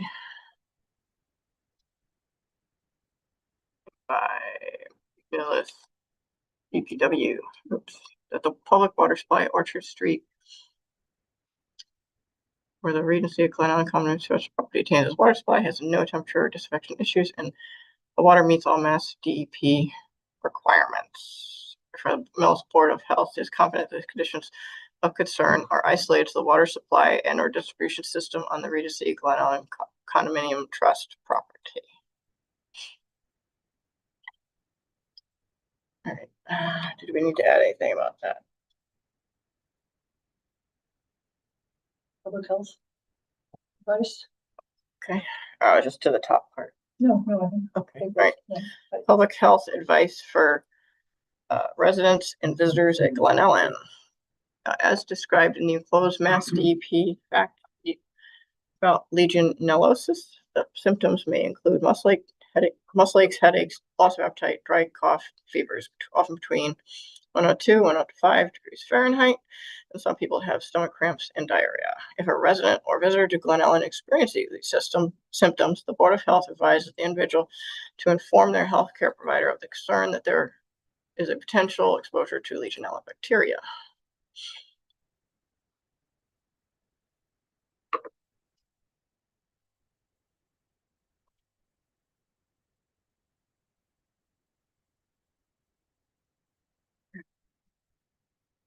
Find the reference in the To email John? I think as well. Okay.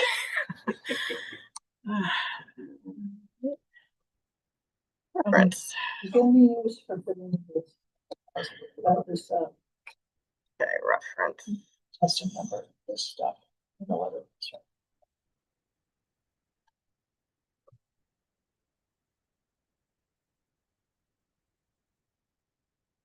Don't want to have a discussion.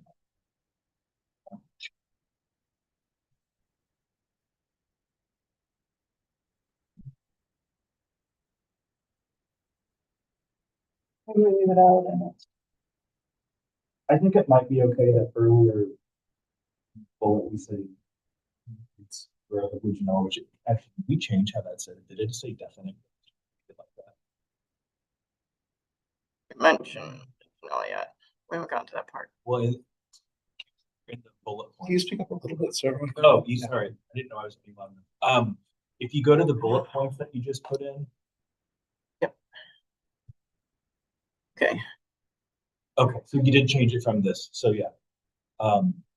Recent sample of a home in RG that indicated Legionella growth referencing water testing conducted by DEP certified. My feeling is that plus the data for report and the reference is sufficient.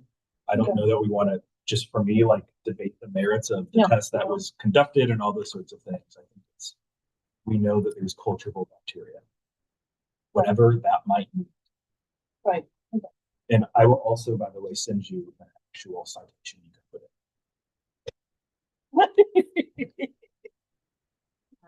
in. we're at, Request, I know, we're at the, we're good with public health advice. If you have any of those symptoms, go see a doctor. okay. Okay. We're at request for action plan. Correct. Millis Board of Health requests that the Regency of Glen Ellen Condominium Trust and Cold and or And or toll roads. toll brothers. Oh. How about both? I don't know. Because we don't want a response. And everybody's like, you do it. No. Right.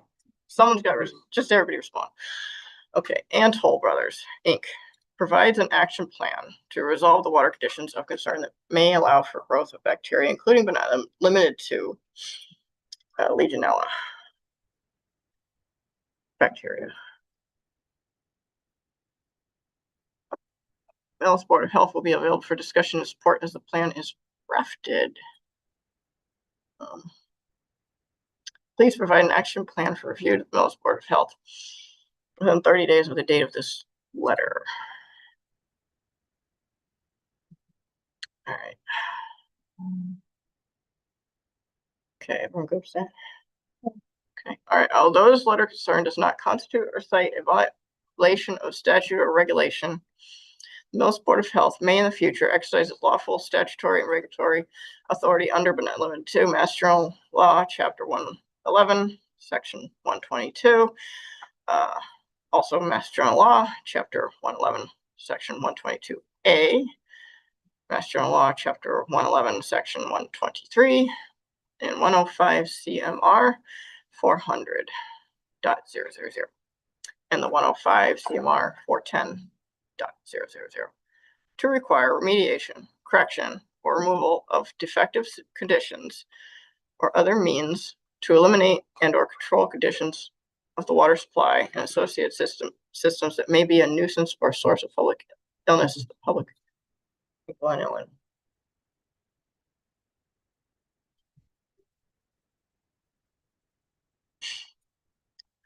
I'm thinking.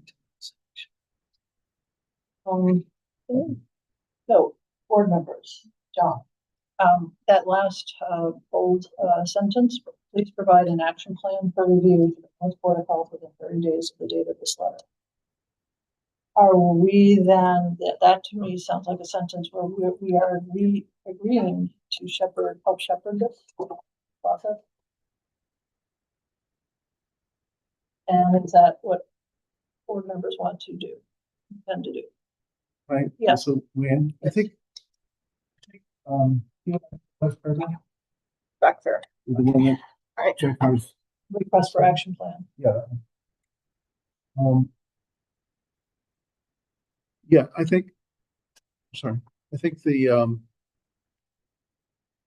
idea is that the action plan should be, the suggestion was, it should be reviewed and evaluated by the board or the board's agents to see if it's sustainable and effective, and so all the issues that are involved there. Because the action plan would most likely include such things as when and how to test, if you test at all, when and how do you determine what's sustainable, what's not sustainable, if it's not sustainable, how long you do it. In other words, it's a very complex and complicated system, even though DPW is suggesting, let's say, flushing, but flushing itself may or may not be sustainable. Depending on when, how, and how you evaluate it. Also might also require testing in the wintertime, just to determine what's the range of temperatures we're talking about. We have assumptions, we don't know. So that would all be part of what's traditionally called a water management plan. Well, and that's what I'm calling out. Yes. That's what I'm calling out. Yeah, that's why I'm saying it. But so, however, it could be the intent behind it. I was the one who wrote this part, or part of it. I knew you changed a little bit, but the goal was whoever is responsible could suggest absolutely anything, but it would come under the umbrella of a water management plan. There's a lot of guidance out there as to what a water management plan would look like and why and how. And the guidance some of it would be applicable to a situation like yours, and some of it would not. So you'd have to, and it would most likely require the support and the advice of outside consultants to really do this properly. Because the last thing I'll say is, like, as Matt had pointed out, when you start getting into the weeds, it gets to be very complicated. What does a sample result actually mean? What is a failure versus a warning? Whatever. All those things matter. Properly. All those things matter. And you will need guidance as to, and is this, and will this actually achieve your goal of protect, as far as the Board of Health is concerned, goal of protecting one's health? That should say, please provide an action plan by a professional. Well, I don't know. Somehow it should advertise, we're looking for a professional, because we can't necessarily make a decision on something like this. Right, we don't have, right, we don't have We've been this. down it. This requires people like I said before, Right. let's say industrial hygienic certified, someone who's got the knowledge. This is important. No, I agree, and that's what I'm calling out, because the way this sentence reads,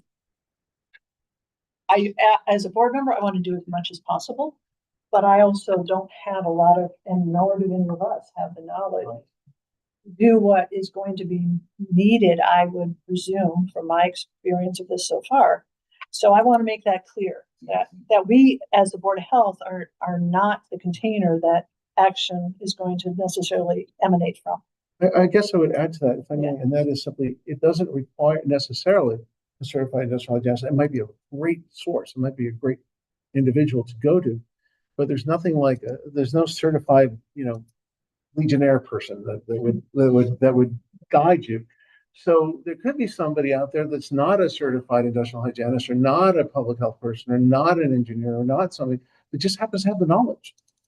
And that would not exclude that person, because everyone has the right to have knowledge and to provide that service for you.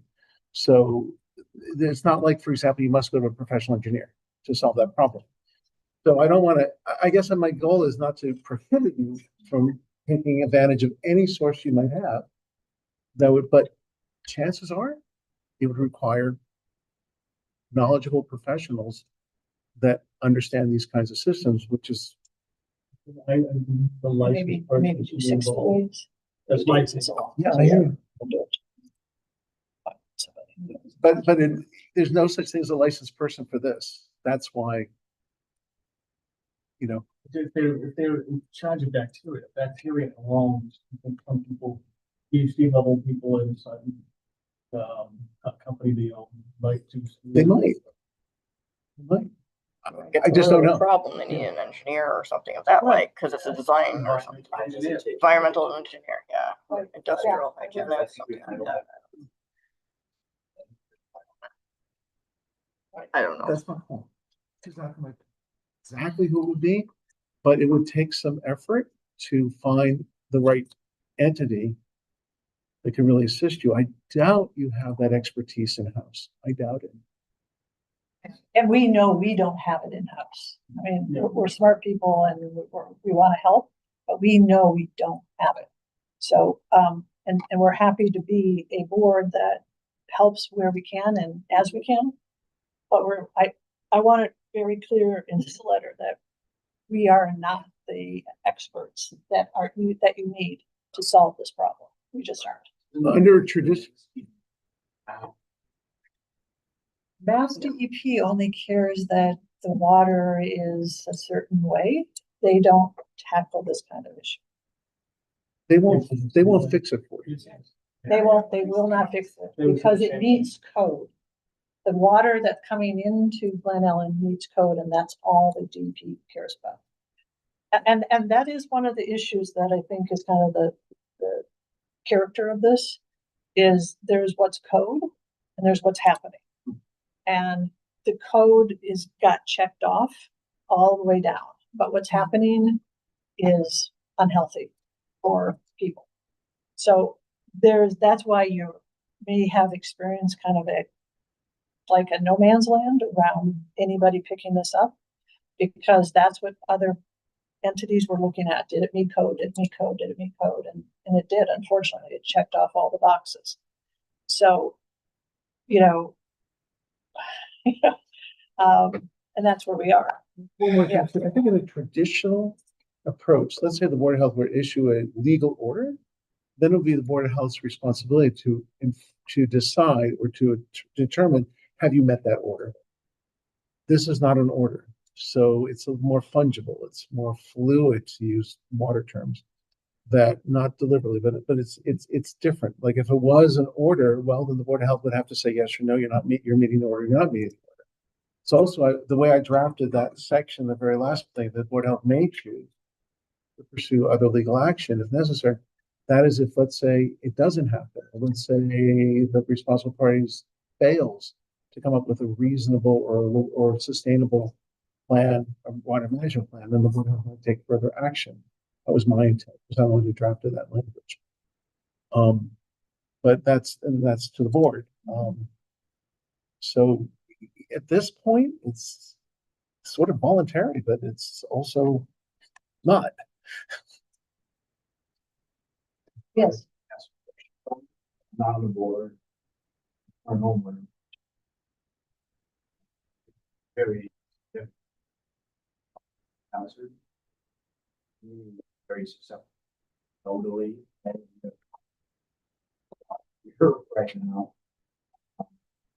It's going on a while, not getting better, it's probably getting worse. Now this person's most likely or retired physician.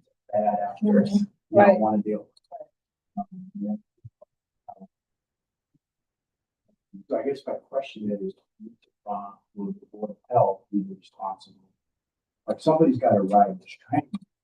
I'm on and on. And similar to, what is it that we want to write there? Right. Are we the right ones? I wanted to pressure test if the answer is no. I think the answer is yes, but sort of play out what would happen if we didn't. That's why I asked the question. That sentence is one we have to figure out. Because I think we also have to understand what we, with action, we're actually able to do. Right. Well, this action is the board's asking, please do something. It has no legal teeth to it. It has no enforcement to it. It's a nice ask. Well, then maybe That's another well way- documented. Maybe another way of asking it is, let's say we get a report or a plan back. Awful. Are we prepared to say, what is it? I think we should, but I guess I just want to make sure that we have thought of the different outcomes and that we are prepared with an idea of what to do with it. It's sort of like when you say, don't do a test if you don't know what you're going to do with the answer. I hesitate to say, send us this report. We get a 50-page report. And we're like, oh, now we have to hire a consultant to help us interpret this. You're absolutely correct. You're absolutely correct. So no, I want to temper that with I want to help. I just want to make sure that we're set. I think if I may, I think the only action you can take with teeth is issuing an order. Short of that, you have no authority other than your bully pulpit, your suggestions, your advice, your pleading. Maybe that is the answer. Depending on what comes back to us, if anything, we decide what the next step. Well, We understand. Oh, well, that was my other concern. Clock's been ticking for 2.5 years. That was my other concern with Region out. That was my other concern with the 60 days is, on one hand, I don't like the idea of people just looking at their calendar every day saying how many days. On the other hand, I think 30 is not a lot to get experts, get an opinion, et cetera. We have, if I could interject, we have already established a committee, a small committee, a water quality committee that are tasked right now very quickly with speaking to a number of engineering firms who have as close to this expertise as humanly possible. Lots of phone calls have been made to firms who have said, this isn't our space, we can't help you. We are not sitting around waiting for your letter. I have to just say, I want to make that super clear. Mike Codega is one of our committee members who we're very pleased to have on this group, who's got that appropriate background. So we are taking this with an enormous sense of urgency. We live there as well. We're all equally concerned about making sure that we do this as quickly as possible. And I think that's super important for you to know that we're not taking this lightly in any way, shape, or form, and we have an enormous sense of urgency about it. But again, I mean, this is coming into an interesting time of year, right? So from a testing standpoint, I know one of the questions that came up from our committee was, you know, it's been told to us, and maybe with proof, that the water coming from Orchard is fine, right? Hey, it's fine from the town's perspective, right up to Orchard. I am going to say we're as a group very curious about abutting homes, whether it is in fact a Regency or Glen Ellen problem, or is it a problem in the area? I don't know. I don't feel like I have proof as a resident. I forget my role as a board member. As a resident, I'm questioning. We were told by, I don't remember, I think somebody told Carol, could have been DPW, I don't remember who it was, that this building's water temperature was at 74 degrees, I think. Did I hear that correctly? I'm pretty positive. I could be wrong, but my point being that it's not, we all talked about it as a unicorn the last time we all got together. It's not a unicorn per se, and not all those other spaces that have high water temperature in the heat of the summer are testing to see whether or not they have any kind of reaction to Legionella or any of these I think things. it's also the factor, because it's not just the temperature, because yes, there is high, like, go to Florida, like, drink water in tap in Florida, it is high, it is warm, like, it's there, but the water is moving, so there's no stagnation. Is the chlorine level still there? Because it's moving through the system faster. For whatever reason, it's stopping in Glen Ellen, it's not getting movement, it's stagnating, and that's what's causing your problem. So that's the combination, not just one, it's not just temperature. It's the combination of factors going on that's of concern. Because if you got rid of some of these factors, you'd probably be good. And all of that.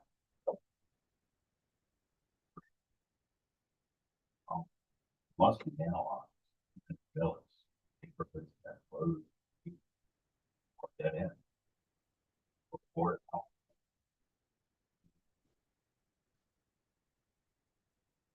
You want.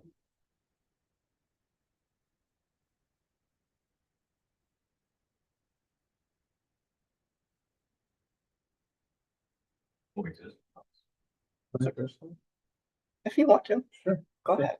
It's a reasonable question, but what happens is normally, let's say there's a single case of Legionella that might raise not an outbreak, but let's say you see more than one, then that becomes an outbreak.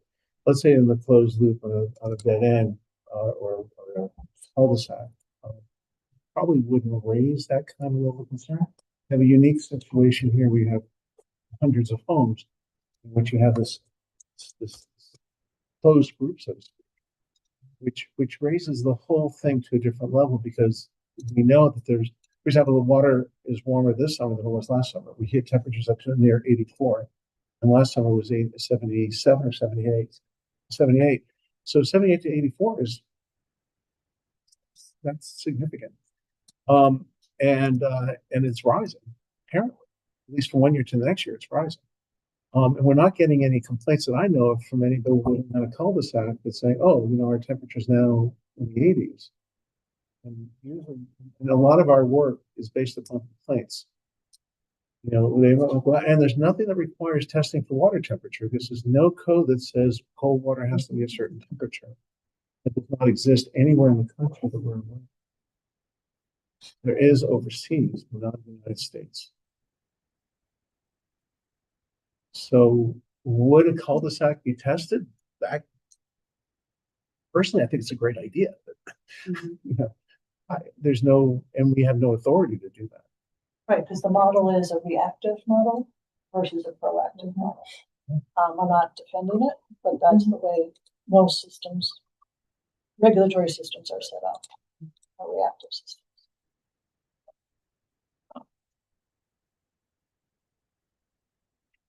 So what do we want to do with that sentence?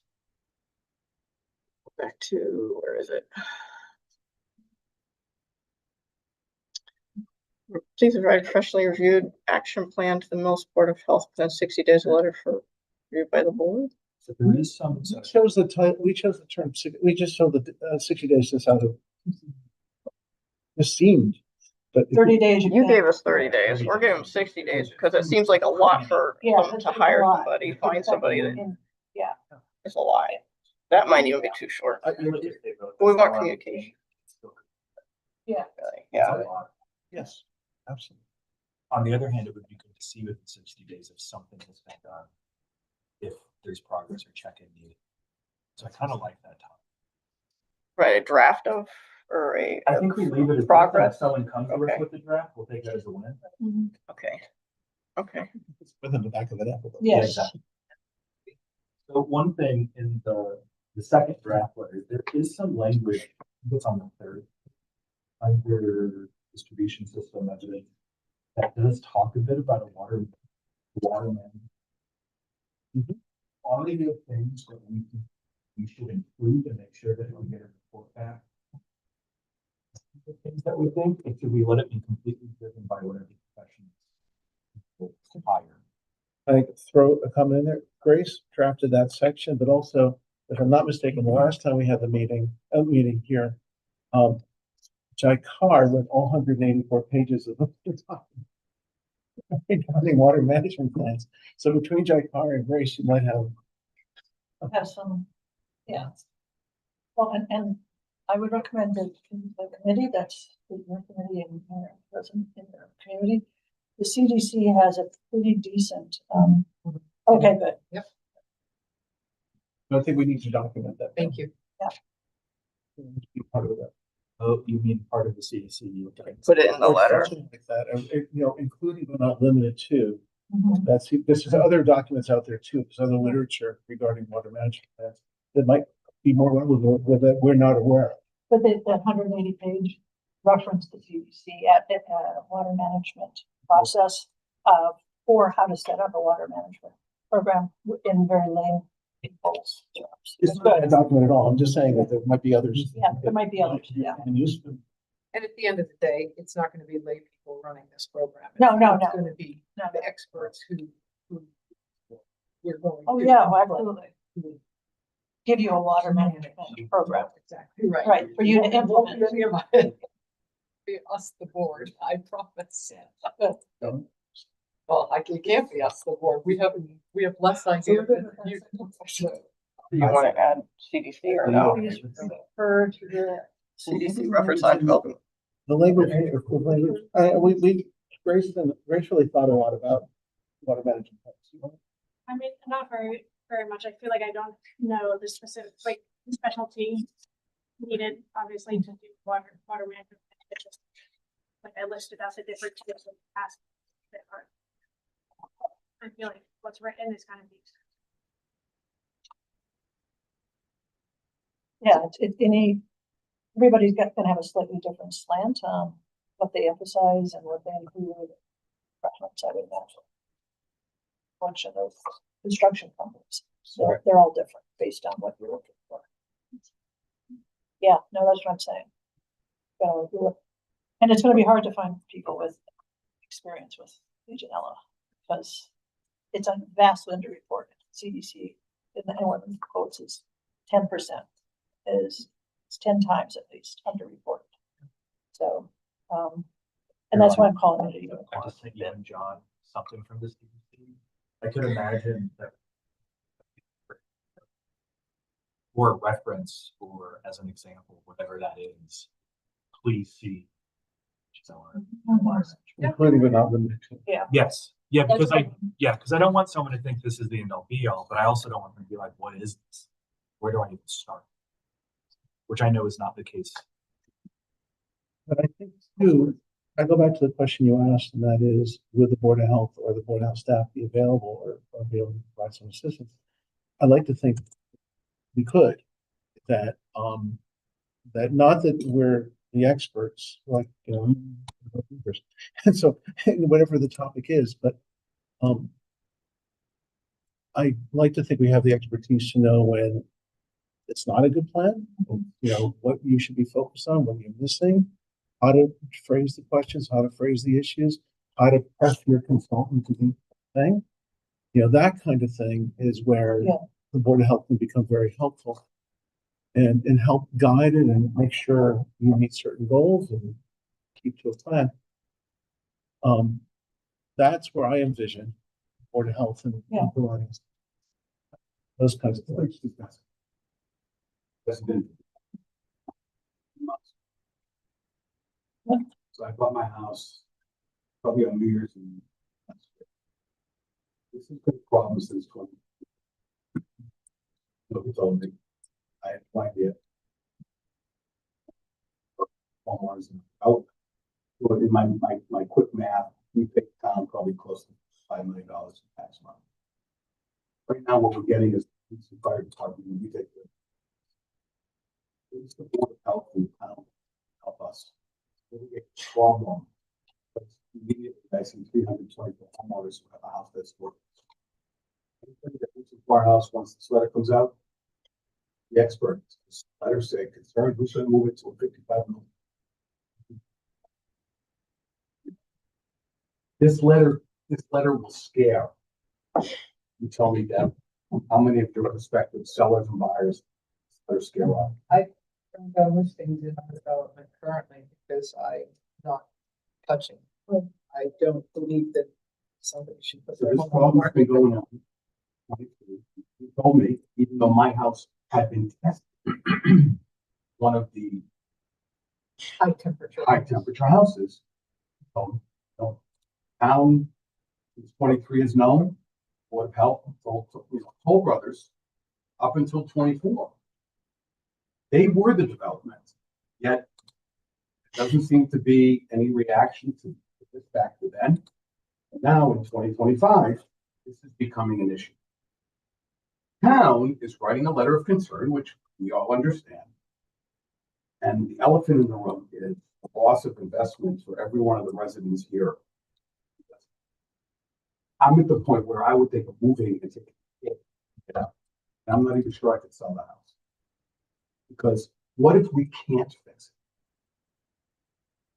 it? That's a concern. That the permits, everything was fine. What if we can't? What's the mitigation? What do we do? We're sitting like, and I said this on the call, and you'll remember it's me. We're sitting on Love Canal. Oh, you're that person. I'm the guy. But that's what this becomes. But that's what this becomes, because who would touch these houses? If you had to give the concern, and I'm assuming the law says no matter what the issue is, if there's a concern regarding health, anybody who wants to sell the house has to relay that to whoever's going to buy it. I'm wondering what the town is now going to do. Instead of just saying, you've got to fix it, to help us fix it. I can't answer for the town because we're not the town. We're the Board of Health, and we have a territory, Right. but that's all we have. So I learned about this as a Board of Health member that I know of in 24. That's when you brought the complaint. I didn't know anything about, I had heard about the hot, warmer than usual water, and DPW was dealing with it. That's what I heard as a Board of Health member. So it was only when there was a residential complaint, or resident brought the complaint for the board to address, that became aware of it and engaged it. And I'm not defending that. I'm not defending the separation between different government entities, not communicating as a whole. And I'm not going to say that improved with this situation, right? It is what it is. And we're trying to take up what we can have impact with and support, offer support with, and education with. In terms of Love Canal, I understand that concern. I don't think I come to the same conclusion, because when you take up a water management program, essentially you eradicate the dynamics that are converging to create a rich potential for Then we're fine and we'll fix it. right. I'm just to let you know, and I'm involved, not on the same committee, but I've been interviewing 5 or 6 water filtration companies so that the individual homeowners can protect their house by doing whatever they can. UV lights, get rid of 99.9%. From what I understand, it's a good way to get rid of Legionella. So I've been working with that, and I have a plan I'm going to present to whoever wants to listen. Right. It's just, if Channel 5 shows up to the front of our location, all bets are off as to what happens for an extended period of time until this gets mitigated, and then it does become an issue. Well, we took care of that. We have a water management issue. So right now, you're asking us to do something and ask us not to do something. No, 'Cause this is all we I'm not can asking do. you to bring Channel 5 up to the front. This is all we can do. We're the Board of Health. Like, we can't tell other departments in this town to do something. We can't tell other agencies what to do. No, We are the you Board of Health. partnered with us. That's what we're trying to do. That's what we're trying to do. That is why we're trying to write a letter, so everyone is aware, because maybe there's someone that is not aware. Like, so everyone is aware and they have full disclosure, basically. That's what we're trying to do right now. If we have to do more, we'll try and do more later. The other thing that's different from Love Canal had a history, as many, shall we say, industrial situations have, of intentional cover up. People knowing for many, many, many years that bad things were happening. Okay. It's just recently that we've come to understand that something bad could be happening. So, and we're on it, and we're having public meetings, and we're trying to, come up to speed at the same time that we're then sharing what we've come up to speed with. So, we're doing our best. Yeah, and we just, to me, want the towns to say, we're not gonna throw you guys to the wolves. You're not alone. You're not by yourself. We want to make sure that everybody has clean drinking water. Right. And that's what the And Board I of think Health that's is the trying point to of do. the letter. Yeah. I Right. feel very much Right. I feel very much supported and partnered with you, and I'm, as a resident, glad that you're taking the position to steer this and direct and seek response. So I do feel that way. I think that we're not responsible for all of the rest of what's sitting in this building we're all in right now. And there is, of course, as I said before, not something you can address. There's a frustration about who knew and what was or wasn't done all this time up to now. Yeah, so that's a different subject, but we very much feel partnered by you. We appreciate it. And I think that, yes, I think where you feel underserved, that's an important conversation to have in a civil way with those other parts of the government. I think it's very important because humans tend to respond to information and expectation, especially if it's consistent and addressed appropriately. But I would highly encourage you to have those conversations with other groups of the government. I add one more thing in support or in favor of a water management plan and not Love Canal. And that is, I'm not in support of Love Canal. I don't. Nobody wants to live. But my point being is that with water management plans, there are numerous water management plans out there that are very effective. Most of the time, like where there's water towers and all that in New York City, there's water management plans that are required. There's regulations for it. Hotels have these requirements. There are requirements also in certain hospitals and other facilities in which they have water management plans that have been very effective. And there always are, have to be kept up, updating them and modifying them and learning more about them. Sometimes are failures, like in any other system. That does happen as well. You might have read in New York, recently in Harlem. But overall they work. And overall they're sustainable if they're done properly. So, and that's sort of different than like a Love Canal where, and I have seen in my work that some of these plans have been really, really well crafted and very effective. And it could actually might even provide you better water than you ever imagined you could get, if it's done right. But it is complex. All right, so are we ready to finalize this letter? Not as an H in this thing. Oh, yeah.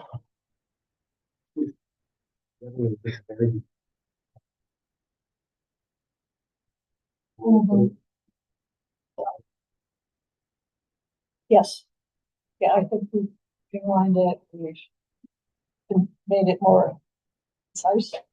But yes, I feel better about how to do it. Yeah, I do as well.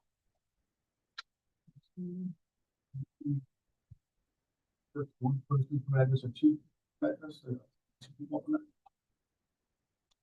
You We would have put separate ones. CC, so you always have a primary, then don't you have a, We're also CCing everyone at the end of the letter. yeah.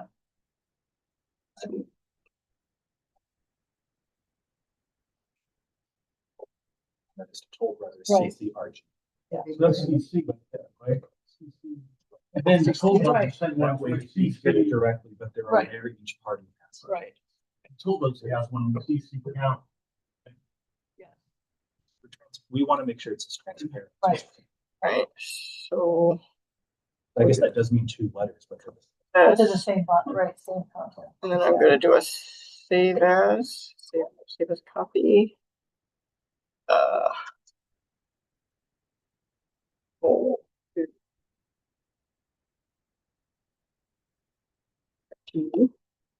okay. And then we reverse them.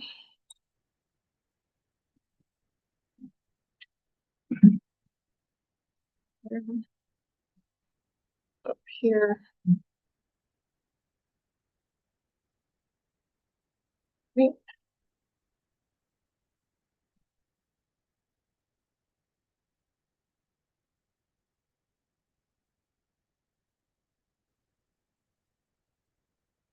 Oh, formatting. All right, yes. Let's make So that I go. know where you brought this up in the very beginning. Or did not have. Who do you want?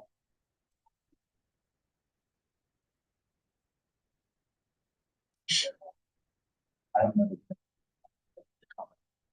Say. But anyway, leave that up to you as the chair.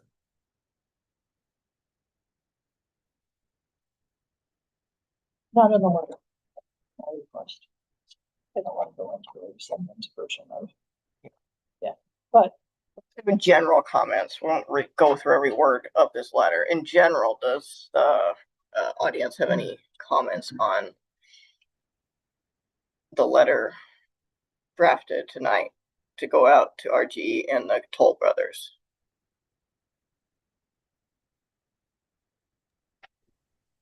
Okay, all right. Hearing none. Carol, I have a quick one. You CC'd Okay. Mass D, hey there, Mass DP, not Mass DPW, but Mass DEP in the CC list.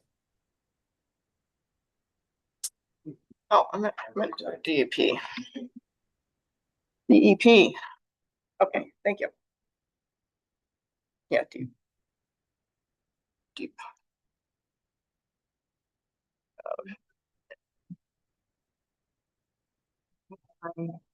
Mental protection. All right, okay. that might be better. All right, okay. A letter about reserving the right to take legal action. That's not in the board's purview. No. Like, it's not our legal action.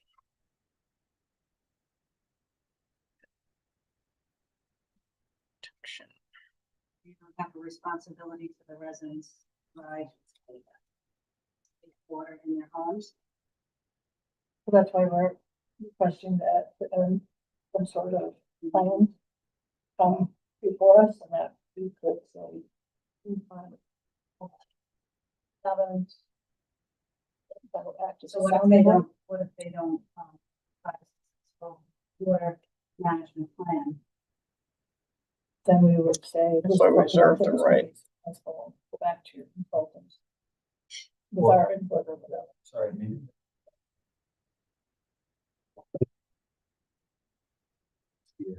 This is the first clear step that we can take. Let's pretend the answer is silence. We then go back to, I think, the town council and ask, are there other tools in our belt? But I don't know that we would want to call this out in this letter because it's unclear what those are. That's good. So I don't think that the people at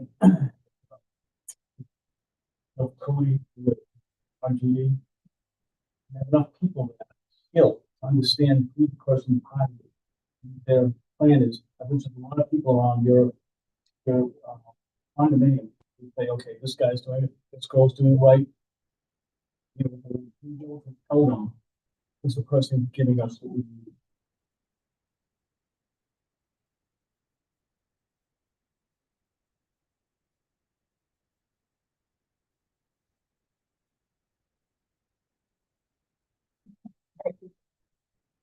Okay. We have to. Do we vote to let John send it, or what's the? May I? It's gonna be up to you. It may be more effective if the three members sign it as a letter from the board rather than the agent. But the agent is just as legal. Right, I assume this scenario, we can all sign it, is that actually a stronger? It went on it, went it? Right, I would personally say. This board.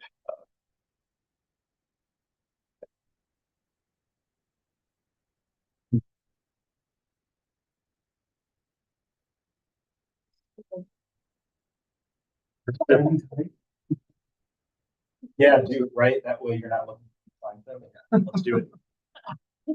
I'm really. Monday nights. Electronic signatures? I love electronics. I could do that. How do you have electronic signature? Did that a few times, but I think we did.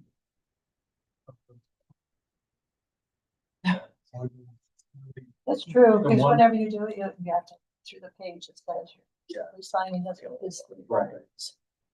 Which you did not do, so. That's a good point. Yeah, all the lawyers.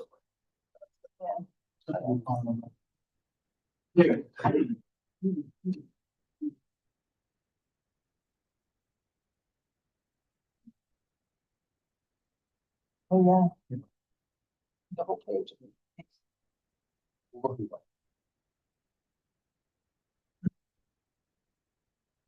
My guess is, I think that this might need to be edited very slightly just to make sure the spelling and everything else.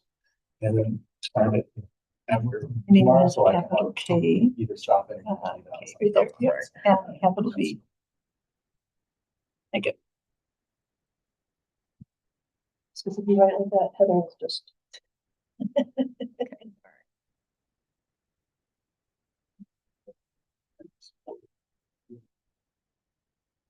Subject to edits.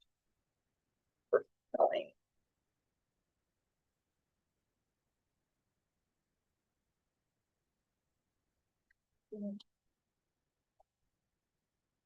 I mean, like, How did you add a signature line? I don't know how to.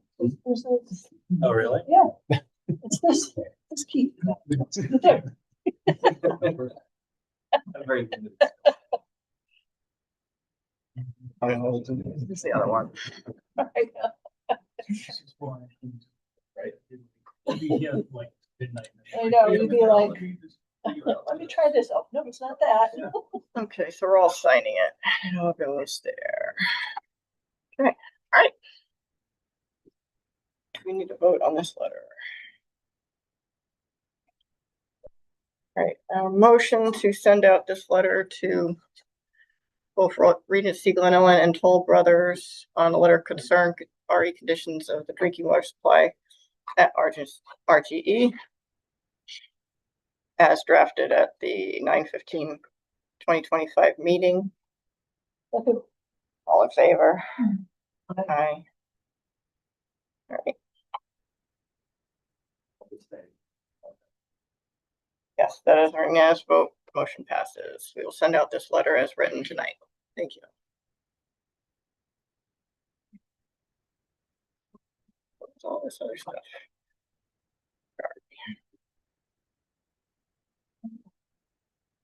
There we go. All right.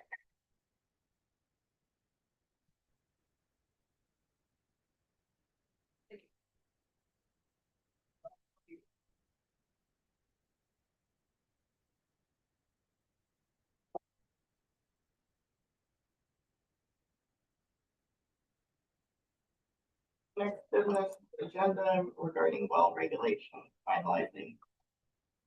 Regulations. Thank you. Everyone signed that? Everyone signed? Okay, thank you. Welcome. Can you remind me of your name? Because I only see one. You probably better. Okay, thanks. Thank you. Yeah. Rubber known as Love I was Canal. gonna say, it'll be bad if I see you in like Roche Brothers. It's the only thing I could help. It's the only thing I could think of at the time. Yeah, yeah. Well, I mean, it's. You can't go with the Love Canal now either, but I understand the difference. I do. Yeah, I get the difference. But I can understand the same very much. I've been to this since 8 months and now I'm being hit with this. And Right. my house, I bet, is the one that was 84 degrees. Janella. The one with the The one with high. the highest temperature. I was just there and it just like kept going up. It's like this meat thermometer that was under my sink. Do you live in, do you live in a house with plants? They're all here. Yeah, like, I mean, my next door neighbor, they, they, they may go away for a weekend, but they're not gone. They don't go to Florida. So for you're the gonna go weekend. for it. No, and I mean, I thought about that, but no. But when he came to check my house, I think I was the hot one on the list. The hot one? I think the 23 Helens. Love Canal is the hot one. Love Canal. I thought it was Times Beach. Times Beach. I don't know. Look it up. Thank you. I should have mentioned Times Beach. That was another bad one. What Times Beach? Oh, yes. What? We're gonna do it tonight, right? Yes, we are. Yeah, but, well, hold on. Wait a minute. Oh, the thing that started it all. It's appropriate that it came after Regency Glen Ellen, yeah, because they were the instigators. They would have stayed here. And I was gonna joke. Who I figured let's let them go home. Yeah. Okay. In this, Oh, yeah, you should stay there. Is Glenn still here? Yeah, he's on. He is. He's been engaged the whole time. No, I'm all. issue with this.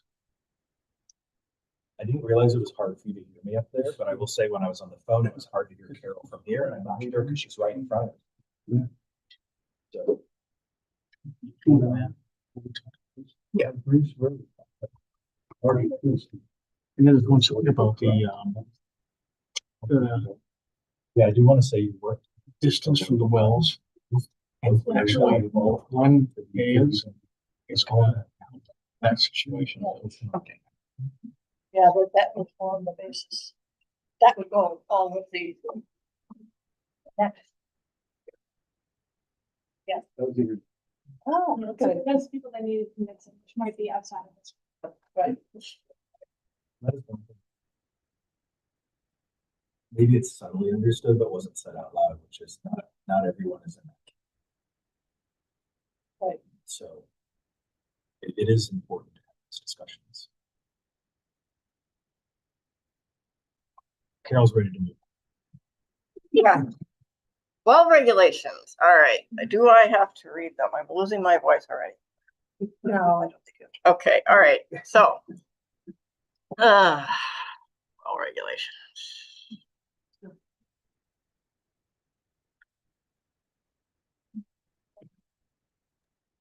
Do not have a voice for public speaking. Okay, I think the changes were irrigation, any well used for sole purpose of watering or irrigation. Makes sense. Irrigation well shall include our distribution system. Carol, before you get to that, 1.2 still has a typo. Where? 2 restaurants. Line 5. Why is it? So just take out 2. Why is there 2 anywhere? I don't know.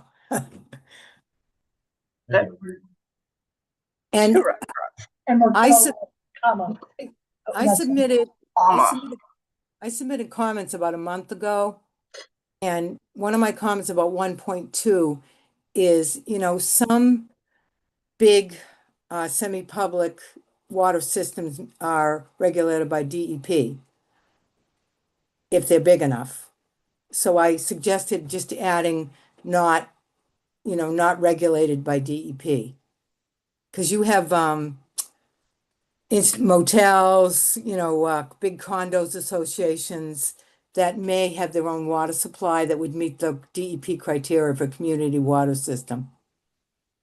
Okay, so any dug, driven, or drilled hole not regulated by DEP with a depth greater than it, blah, blah, blah, blah, blah.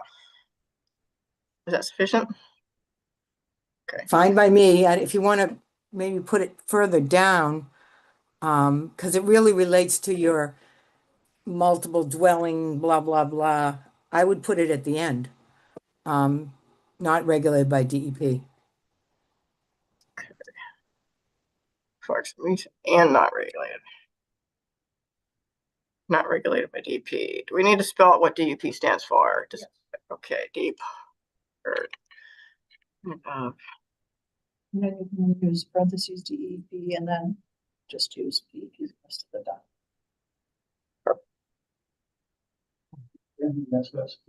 oh, mass, yeah.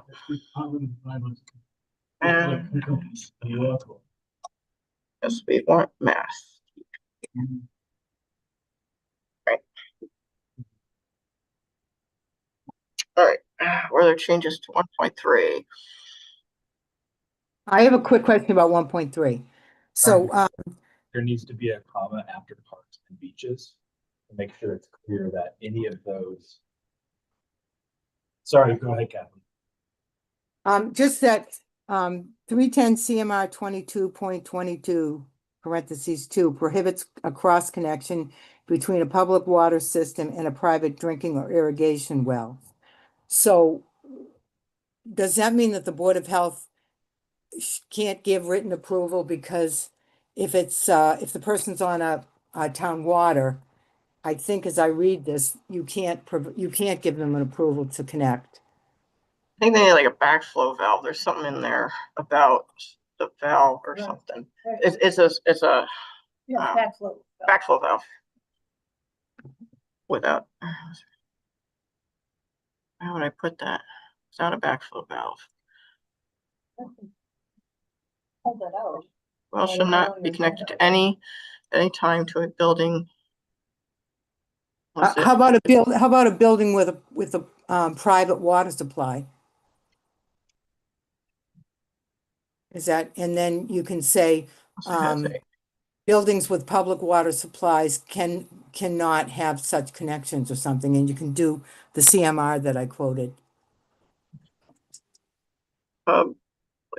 Water may not have such Connections, and it's 310 CMR 22.22 2 in parentheses.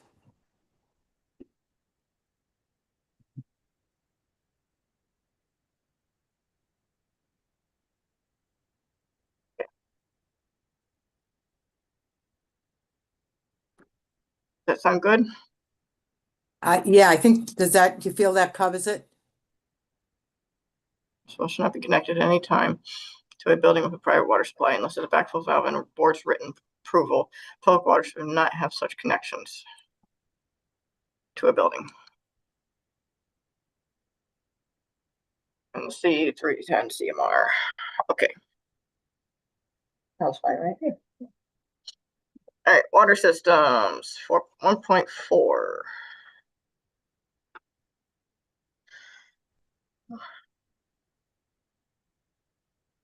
No changes. 1.5, private water supply.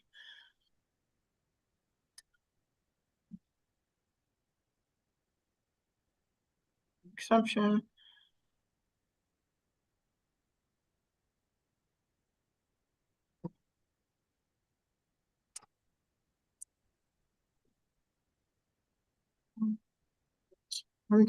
Or for domestic uses or purposes on one lot. And on one lot shall include also the sources. Any changes there? Okay, semi-water supply, semi-public water supply. No changes, all right.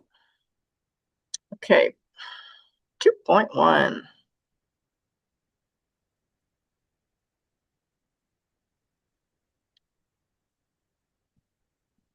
Good with 2.1. 2. Oh, I'm sorry, 2.2. Yeah, go 2.1. Go 2.2. I want to speak up for the Concom. Could, with wetlands within 100 feet of a well and proposed location within 100 feet of a floodplain be added? Because this is actually required by 131, section 40. Under Concom regs. Okay, so there's wetlands within 100 feet, septic system within 200 feet. And then And proposed location within 100 feet of a floodplain. wetlands and floodplains.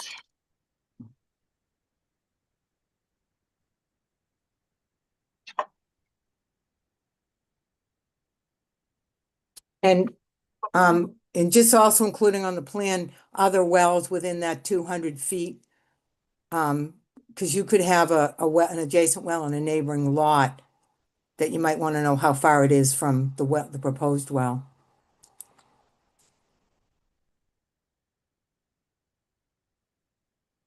That plan should be submitted with the application for well permit.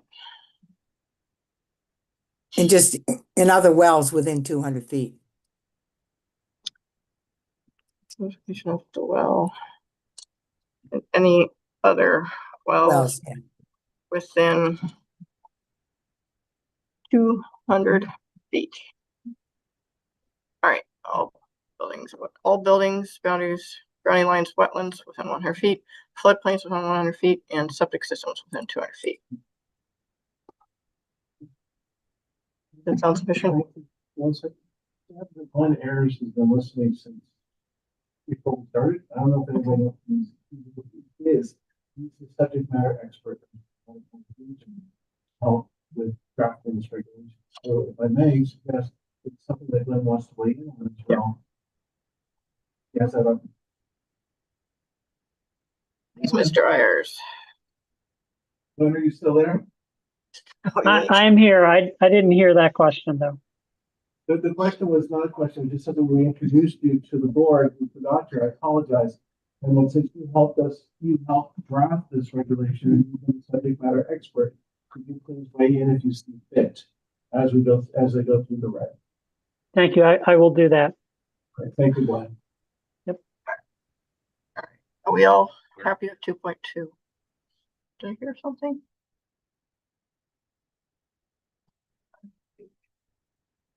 Okay. All right, 3.1. Permit, please.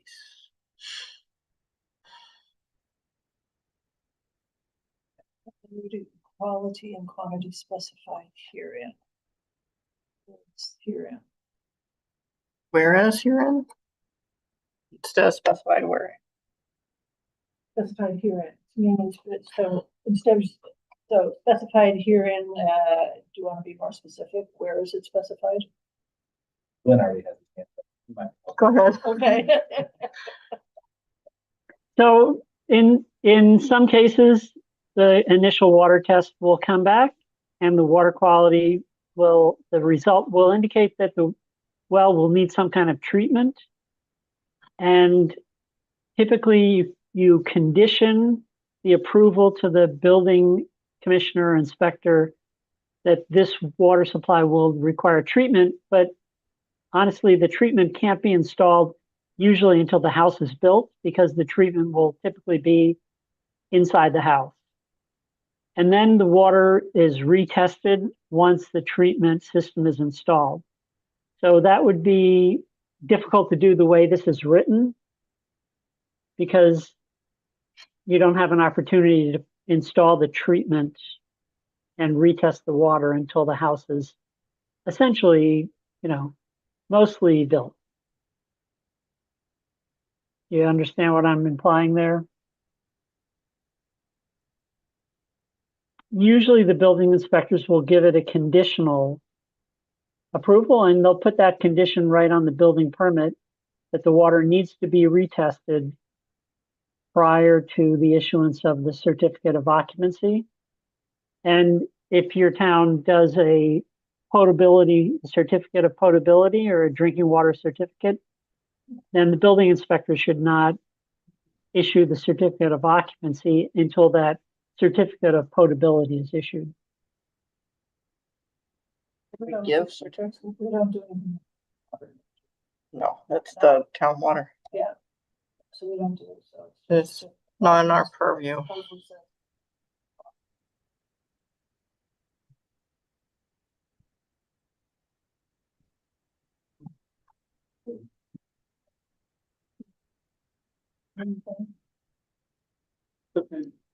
Foundation. Building permit. Building permit or something. You gotta. Occupancy? Occupancy. So that's existing Mass General Law requires that the building inspectors not issue a building permit until a potable water supply has been proven on the property. So a building. Yeah, so that's for a building permit. That's Mass General Law already. But the difficulty is when the water test, the initial water test from drilling the well, indicates that that water supply is going to be needing treatment in order to meet the water quality standard. And that treatment then needs to be installed sometime after the house is essentially built, because the treatment system will typically be put in the basement or, you know, some part of the house that hasn't been built yet. So the final sign off by the Board of Health will have to come after the water treatment system is installed and the water supply is retested and found to be potable. So that would be essentially a conditional approval. They have the well is drilled, it has the proper yield requirements, but the water quality is going to need treatment.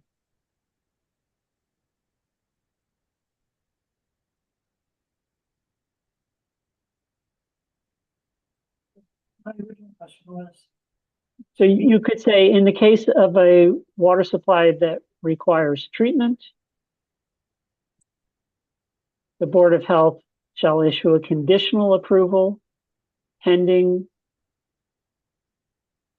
installation of a water treatment system and subsequent retesting.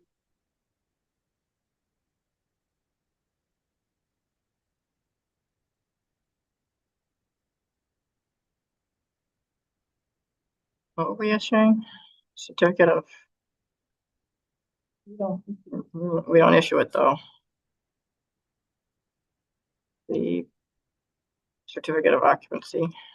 You can just say that the initial approval is conditional upon the installation of the water treatment system and retesting, which shall be done prior to final approval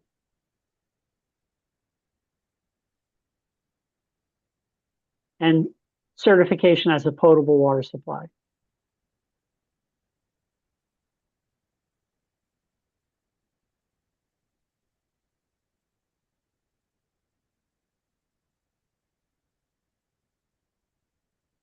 You know, we don't do certification for water supply. We have a water department that does that, right? Mhm.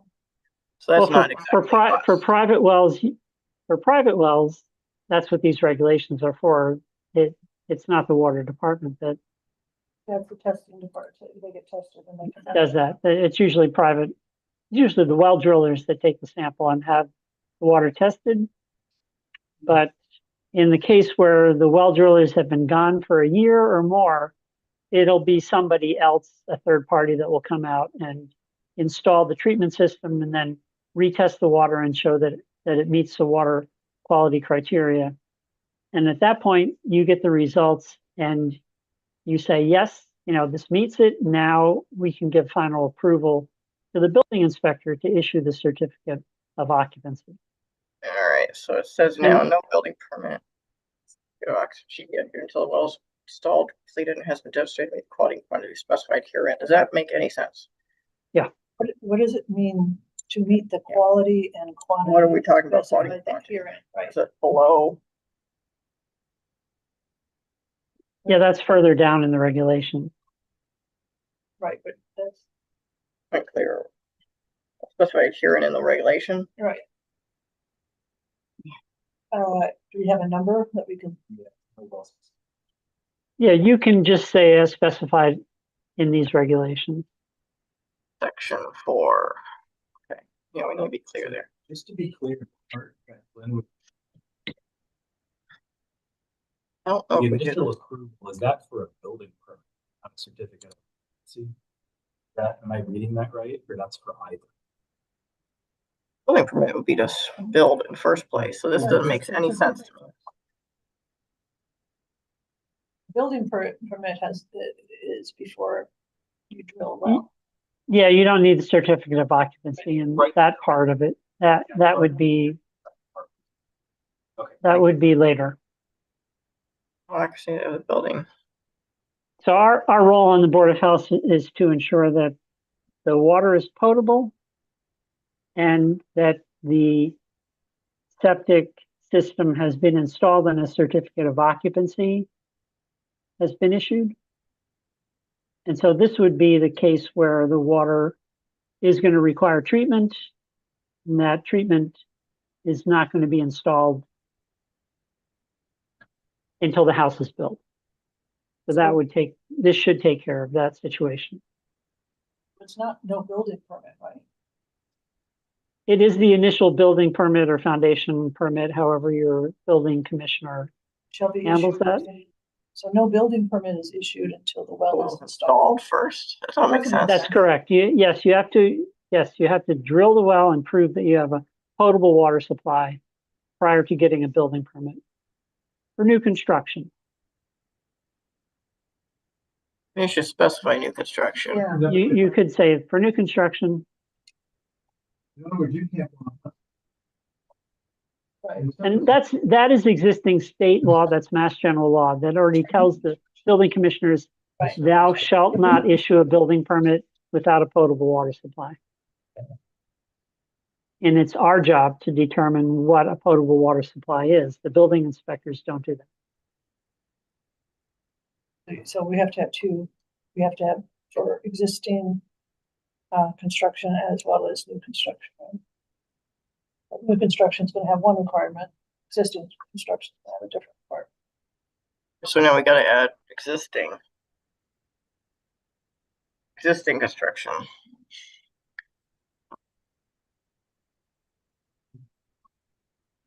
Existing.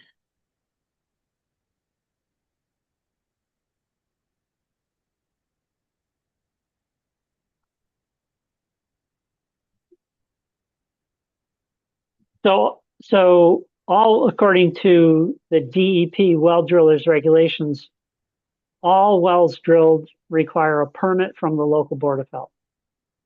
That also is an existing regulation. That's the DEP's regulation that regulates well drillers. And, thou shalt not drill a well without a permit from the Board of Health. So that is already essentially covered. It doesn't have to be included in your local regulation, but all wells that are drilled are covered by this regulation. That out. It's just, this is a specific special situation where the water requires some kind of treatment.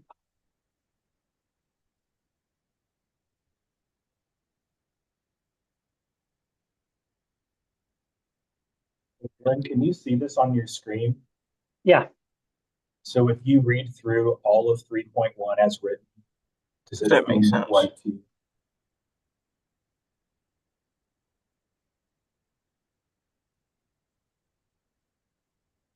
I guess missing something. Yeah, it's not quite the way I would phrase it, because it would be prior to the occupancy. So in the case of a water supply that requires treatment, Just saying, in the case of a water supply that requires treatment prior to occupancy, the initial. well, or prior to occupancy, in the case of a water supply that requires treatment, Okay. the initial approval is conditional upon installation of the treatment system and retesting.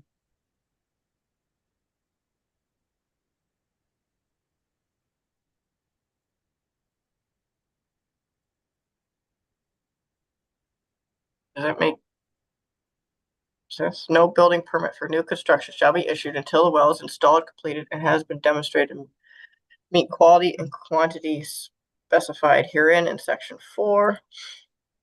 Prior to occupancy of the building, the well is to serve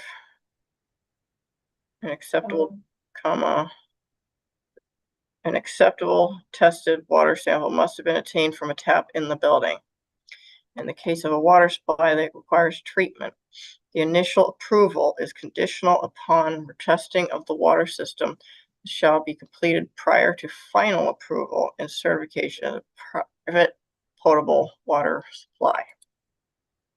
Yeah, I mean, you can say by the Board of Health. So it needs to be reviewed and approved by the Board of Health. You don't have to say or their agent because you already authorized your agent to essentially do that for you.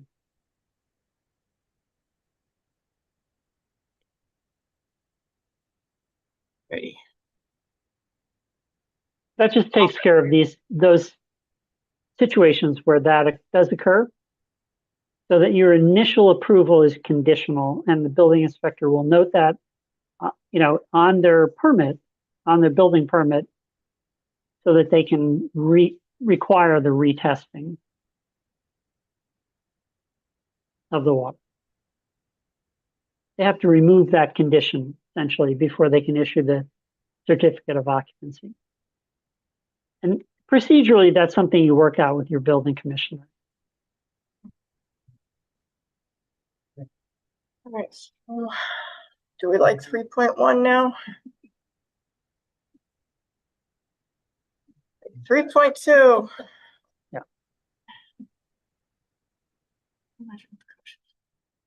Performance of their work. Okay. In order to prevent pollution, contamination of well, use of water from streams. Wells for drilling shall be prohibited. Sounds good. 3.3. Oh yeah, extra period. Okay. All right. 3.4.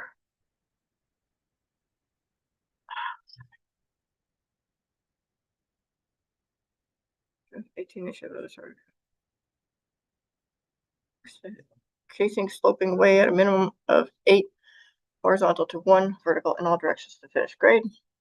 I think that sounds better than it was. I think it was just 8 to 1, but that's more clear. Okay, the casing shall be sealed into cement about 6 feet below grade or to bedrock, whichever is less. Okay.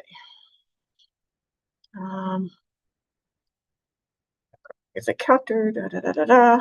Sounds wonderful. 3.4. Everybody happy? Great. 3.5. Location, distance from well to sewage disposal system. Should we maximize that? Makes sense. Okay.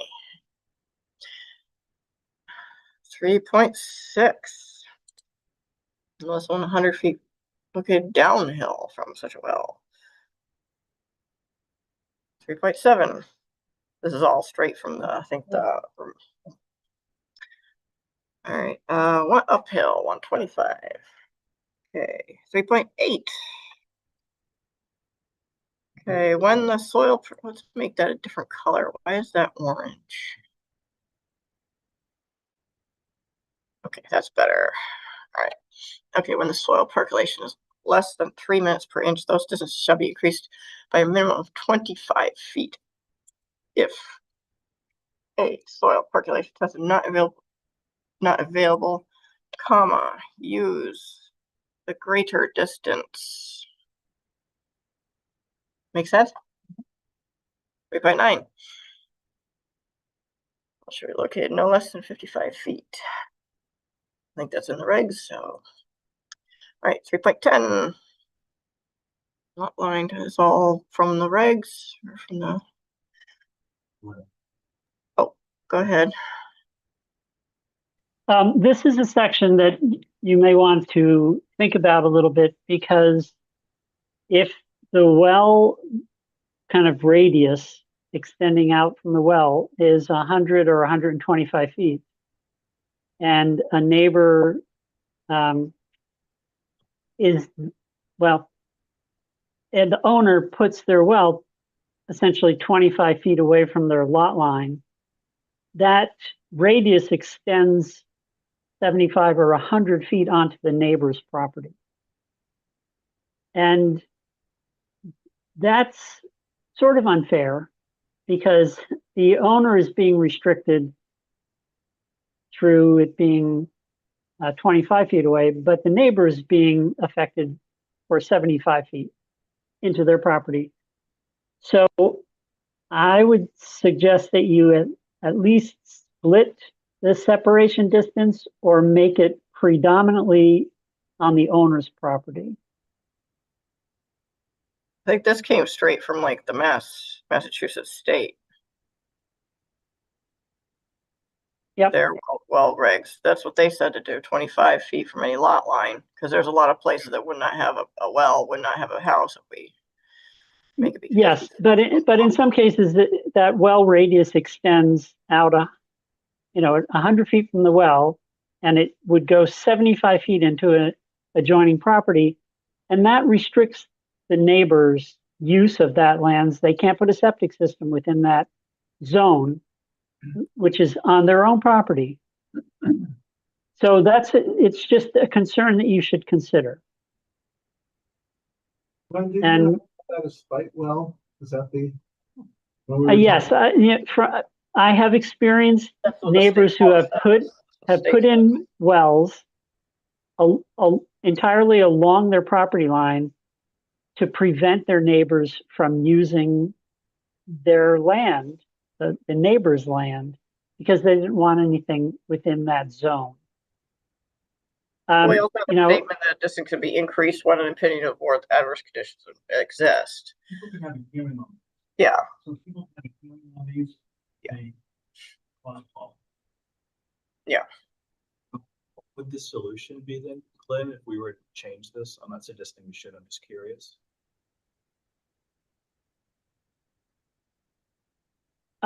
Yeah, so you could increase the lot line setback for the owner, so that the radius is not extending as far into the adjacent property. The repercussions of changing this would be great. So the board should be very mindful of that. I would leave it the way the state says it. If we want to change it in the future, we can change it, but we also put in there that if adverse conditions exist, we will reserve the right to change that distance. All right. We don't want to increase it, right? We would increase it, so. No. That's basically there, but yeah. All right. So 3.11.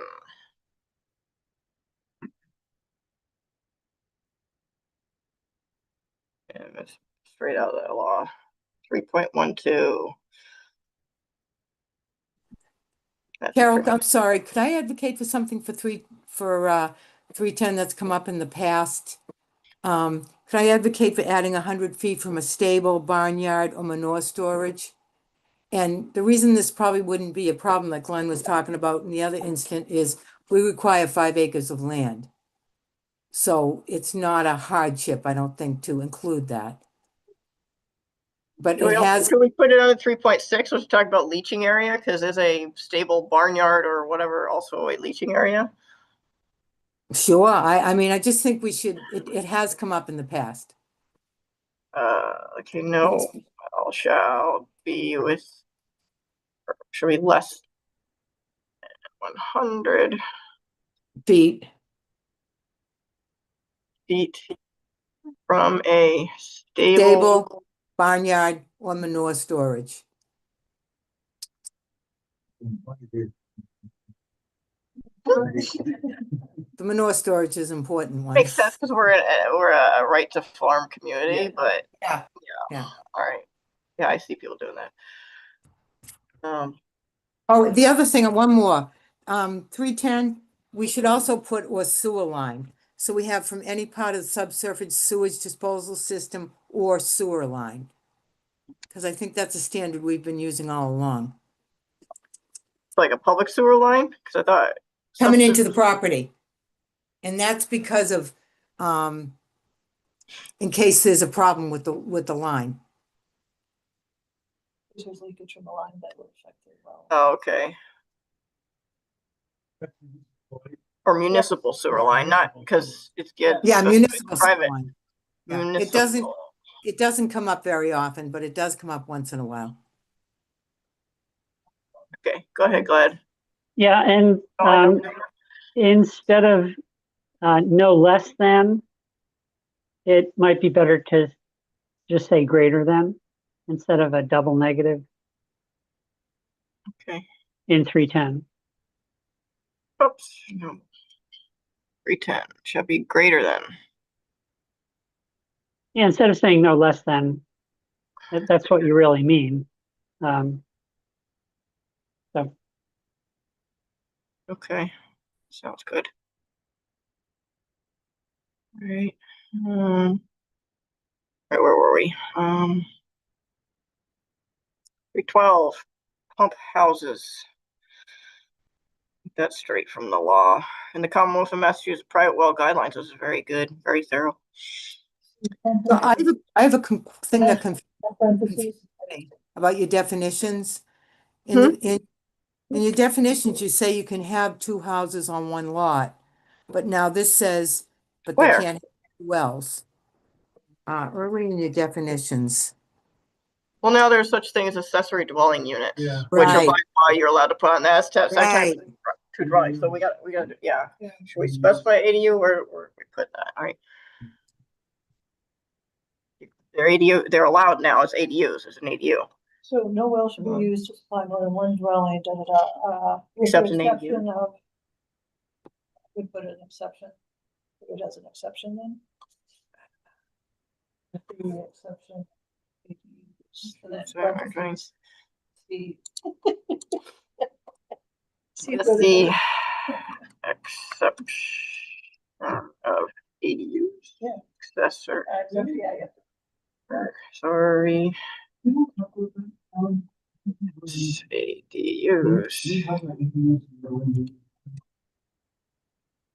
Well, do we have a discussion about ADUs or? I think I have different parentheses. Yeah. All right. Yeah. All right. We all are. Okay. All right. Are we going to 311? Did we have discussion regarding ADUs earlier on? All right. Pump houses 3.12.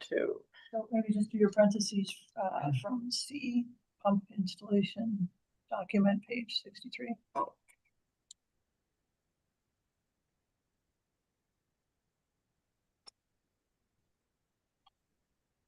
The pump installation document page. Yeah. All right. You can eliminate the dab. All right. Pump house protection.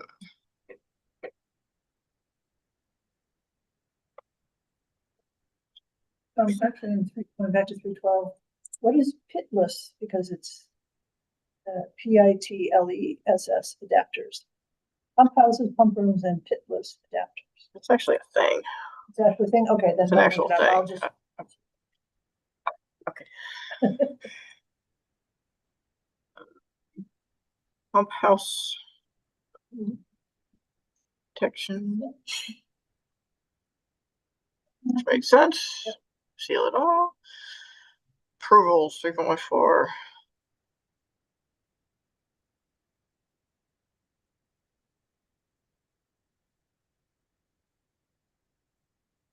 Board of Health and its agents, or just Board of Health? Just Board of Health or Board of Health and its agents? Under approvals, can say John, approve a plan.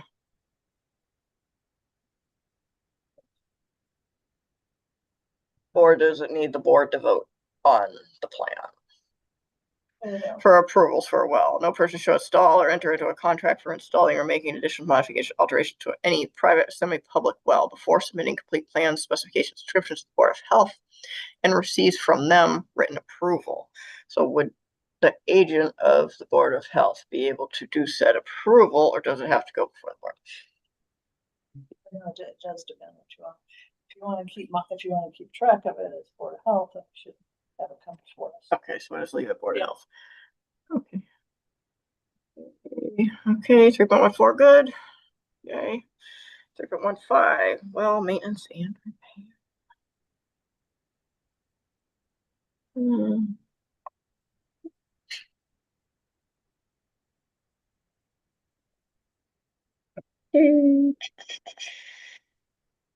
Conserves, not conserved.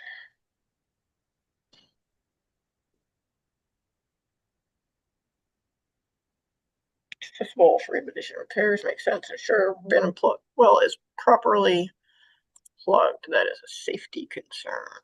All right. Paperwork 6. Sealing wells. Should be properly sealed if it meets any fine criteria. I'll comma after well, so second sentence there. Borehole, comma, well, comma. Oh, comma, and annular space between the wall casing and the wall of the boring. All right.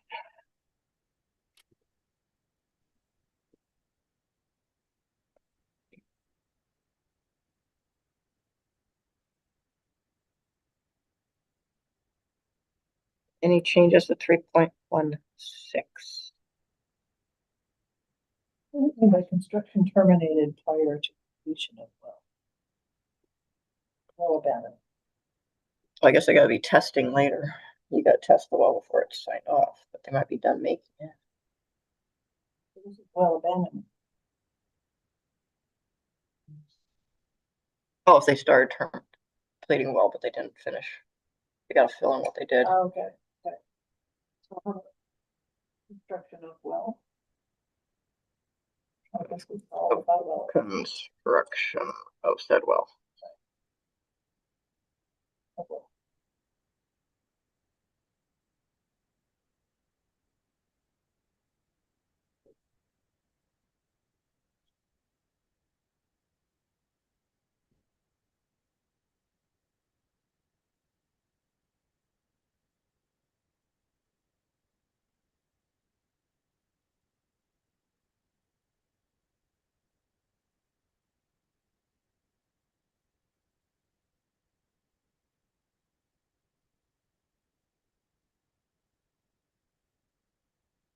3.6.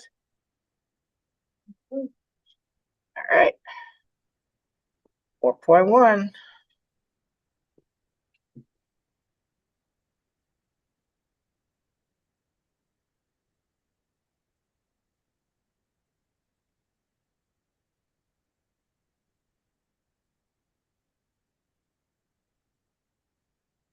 Point 2.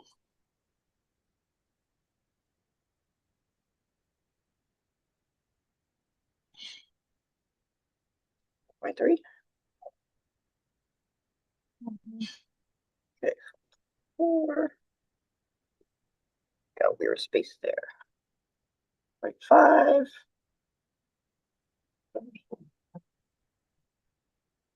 Storage. Are storage tanks done typically outdoors or indoors? Indoors also freeze, right? I'm thinking about heating up those tanks.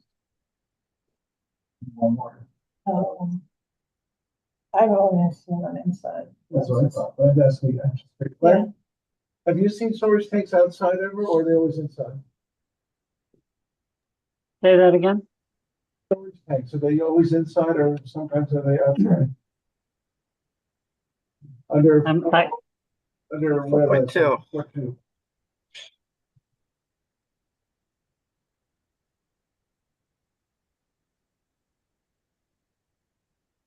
Pressure tanks. Yeah.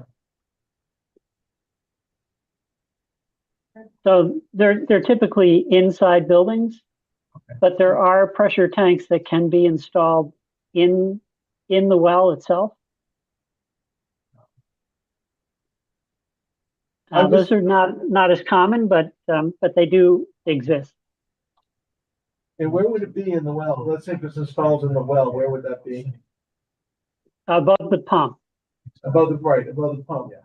I'm just Yep. thinking about, do those pressure tanks get heated up by the sun in the summertime? Oh no, they're underground. I mean, they're in the well bore itself, That's what I thought.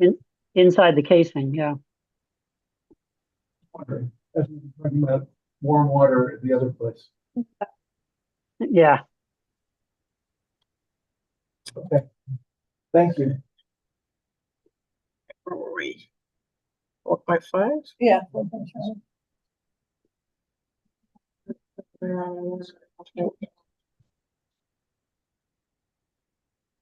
4.6, that's all standard stuff. 4.7, that's all standard, right from the law. Testing should be demonstrated present agent for the Board of Health, yes, all right, the results of the well contractor.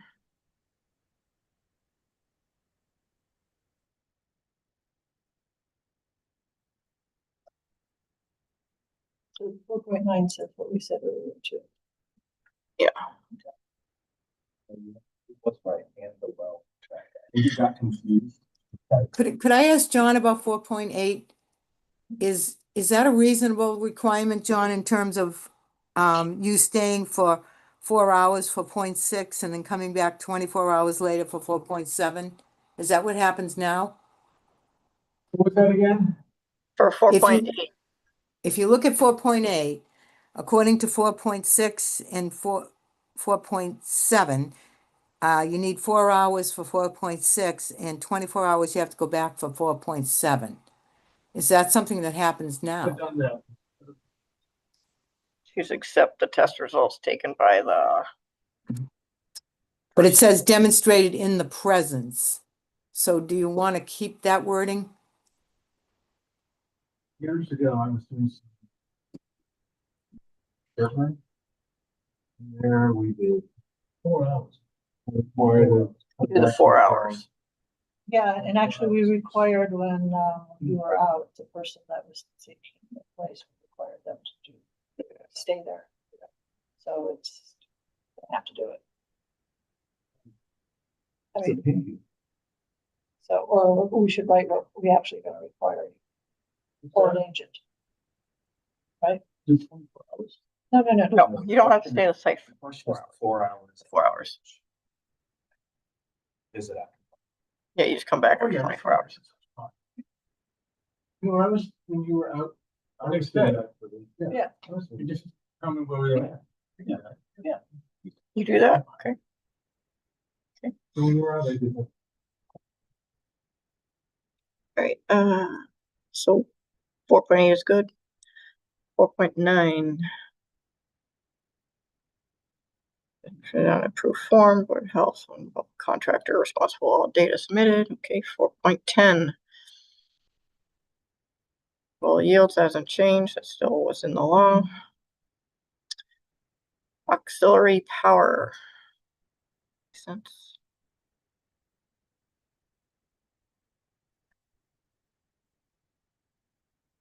Grade termination. This adapter should provide permanent water treat casing. The well should terminate at a minimum of 18 inches above the finished grade. Is that good? All right.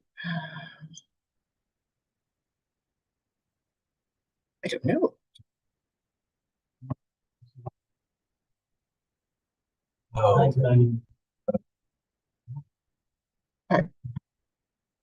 Take that out then. All right.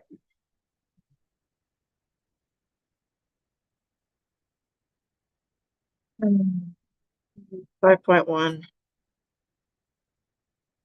Yeah.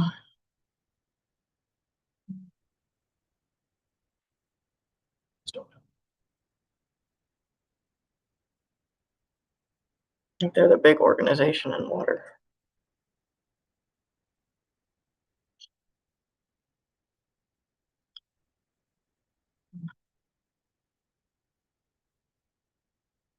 I mean, a DEP should have non-toxic stuff. They don't. Okay, installation of pipes shall be such that they're protected from freezing.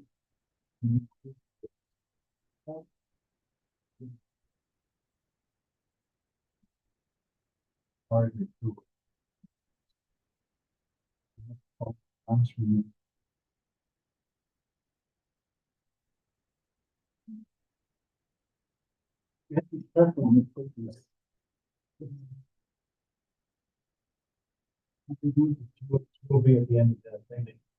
Thank you. Yeah. Also, They're mass DEP.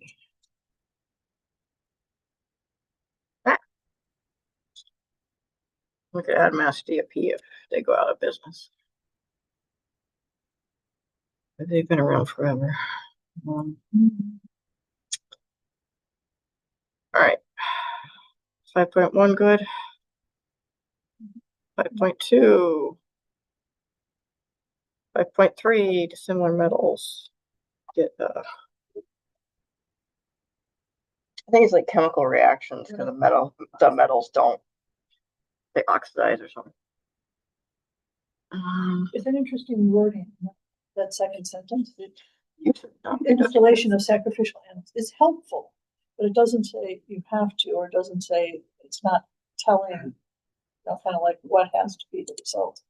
Well, it's like they put that in your water heater, so your water heater doesn't bust early. Like it kind of protects your water heater until it goes kaput. If you replace them, then it protects your water heater. So they call them. No, it's the right term for Right, it. right, yes. Confused if it. Right. Non-negative, yeah. Yeah. Okay. Price for the well gods is a sacrificial anode. Okay. It must be. I didn't know what type of anode to put in.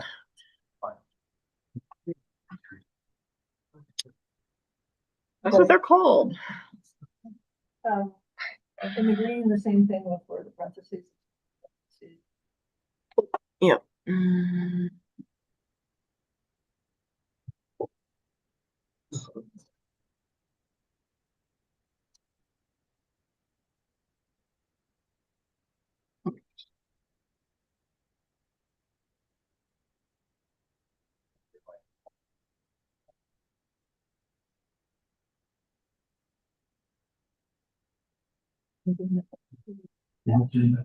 Oh, why are all these dashes? All right, we're good. All righty. Oh, 6.2.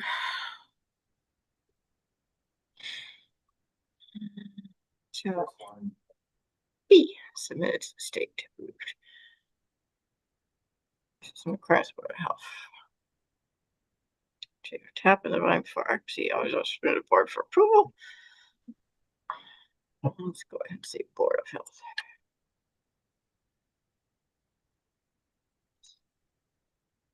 Oh, acceptance of water quality shall be based on performance to the curse of drink water in the areas established by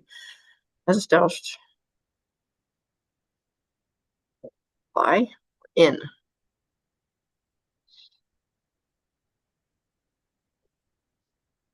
by state and federal drinking water standards. Okay. All right, everyone go to 6.2.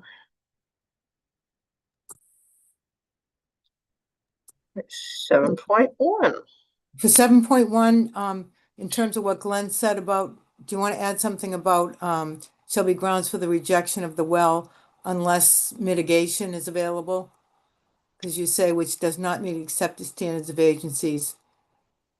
But we've already said elsewhere that if you can mitigate it with a filtration system, we'll give them a permit. Can you think of a way to word that, Glenn?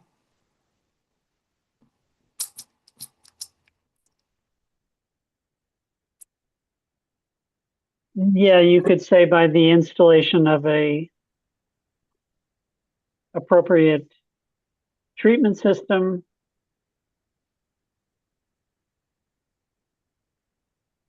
and the water is retested to prove that it meets the potability standard.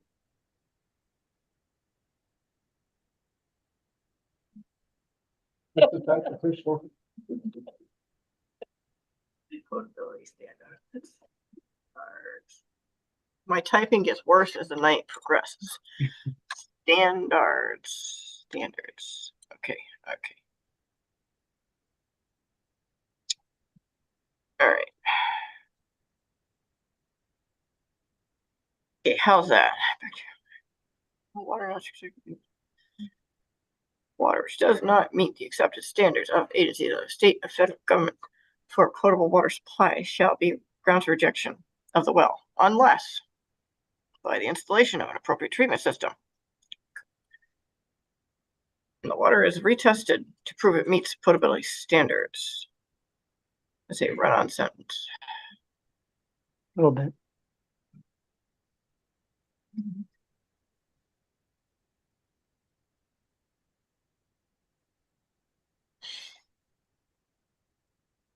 You good? All right. Except for all No. I just looked it up. That is a real word. Carefully pouring or injecting. Installation, not installation. All right. Still something. Right. That's, yeah. Yeah. Okay. Process of carefully pouring or Installation. injecting substance, solution into a body cavity around the surface. Particularly useful for treating bladder conditions. Is that part of the sacrificial? Exactly. On the animal? Sacrificial anode. It's late. All right. Paragraph 2. We have paragraph 2. Wells for or intended for drinking water and or irrigation control. 100 feet of landfill. Yummy. Waste site. Agricultural land use. Recreational use. Including land to golf courses, playgrounds, parks. 21 E sites or similar uses. Be required to conduct additional water quality testing, including but not limited to PFAS, micrograms, including pyrethroids. Testing protocols will be determined by the board upon review of each application, may be based upon the specific historic, current, or proposed land use of the location and the use of the wells. Take out the. Okay. All right. Is everyone happy with that statement? Love it. I wish Where's there was a button map. Sorry, what was that, Catherine? I wish there was a map of 21E sites that you could put up on the board so that it would trigger the person looking at the application to look for. But is there such a thing, Glenn? There's a website. It's on the I map. know, Mass DP website. but it doesn't have a map of like Millis and all the sites. That would be so nice. There's, if you go into the, it's not so user friendly, but if you go in, you'll see a link. Let's say you put Millis, and they'll ask you if you want to see a map. And it'll give you a map of the closed, open, and all the other sites in the region. Not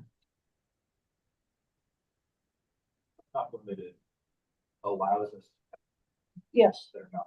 Let's pretend there's an unknown. Under melted. Because, like, Yeah. Yeah. I wanted to make sure you know, for unforeseen circumstances. There's like a giant spill or something. I thought so, but I wanted to be That sure, right 'cause I felt there. like there was discussion previously, and I couldn't tell if that's why. But not limited to.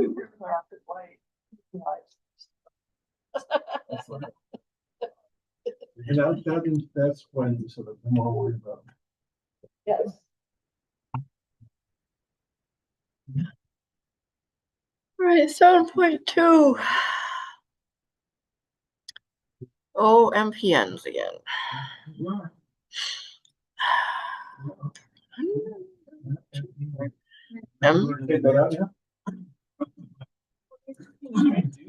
That's what usually heterotrophic bacteria are assayed. That being said, multiple also colophon because for population type bacteria. Actually, if I back up a second, I think that's why heterotrophic is a method that is supposed to be for multiple types of bacteria. Harder to do a test.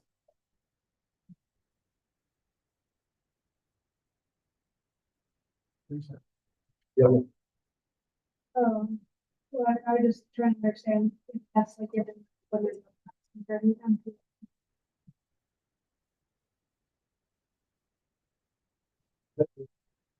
Yeah, it's not written. Then I realized that like when you look at the test, like they say that it's like 150 and that's if it's It's gonna be a per. You need that per because like Yeah. the so maybe that's coliform is 1/100. So it's like how they test it. right. So it's not the per that they're talking about. Yeah, it's like per that Yeah. 1 mpm per 100 ml, and then it's 500 mpm for 1 ml for heterotrophic bacteria. So it's what you're looking for. You got to change that I around. think this shall be determined is not as clear, because I think what we're saying is it needs to be less than one, just like. Is required, so shall be. Is required. Since he was, I'll let him answer. Is required, so shall be. And is there or shall be?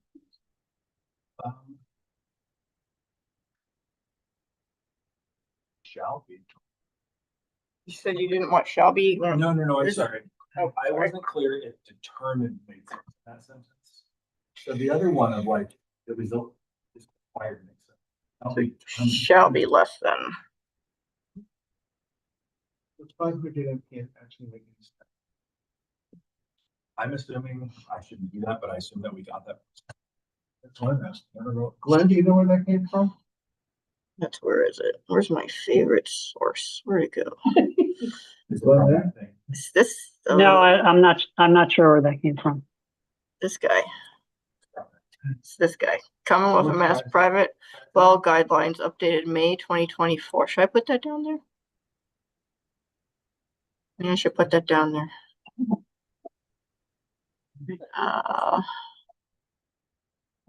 Let's put that right there. Let's go here. Oops.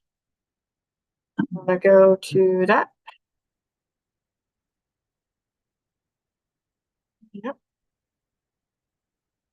And there's my actual book. Well, guidelines. Yep. It's like 500 pages. Yep. Okay, so we are looking for. Oops. Where am I? Okay. All right, bacteriological testing. That would be 7.2. 7.2.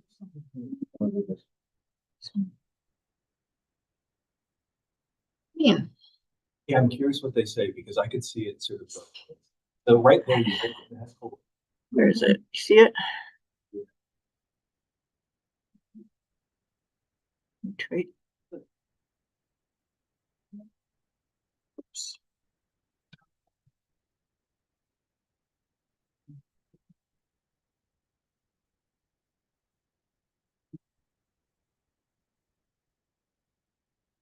This is where you get it from, sorry. What, more 1,000 total coliforms per 100 millimeters. 100 fecal coliforms per 100 milliliters. MPNs. MP. Oh, you get it. All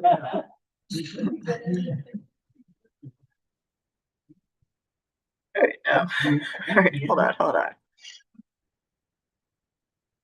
Roll number. You know, I think it's the right question because sometimes coliform tests are present absent. The heterotropic I could see, although I don't know where that number came from because we want fewer. Right. That's why it's per mil. So.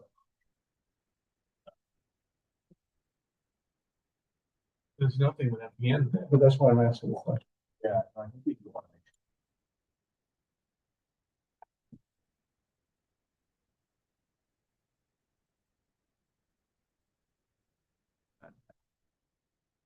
Or maybe it's not finding it, if I, that's sometimes. Yeah. Look at the table. They have like a million tables on this thing. See, the tables are down here. There's a million tables.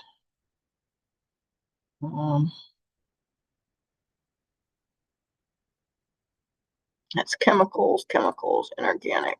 Where's organic? Yeah. No, let's see. Appendix A.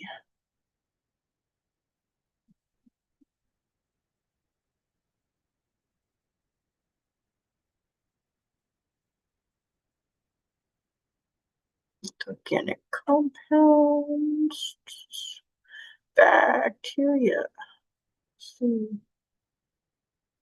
Samples.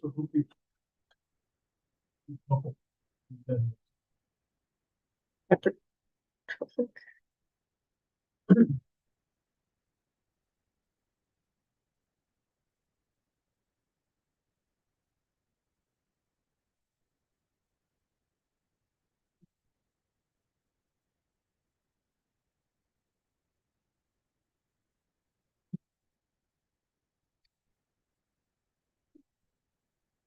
Let's cheat and do Google. Google.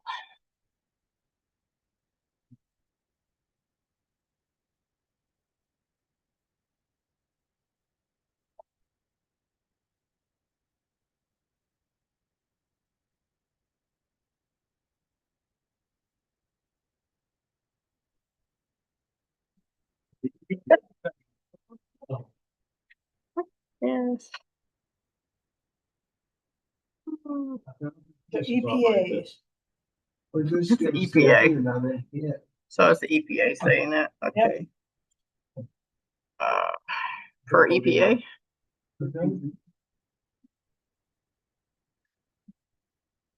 Oh, you know what? Yeah, EPA. Where is that? Let's probably that one.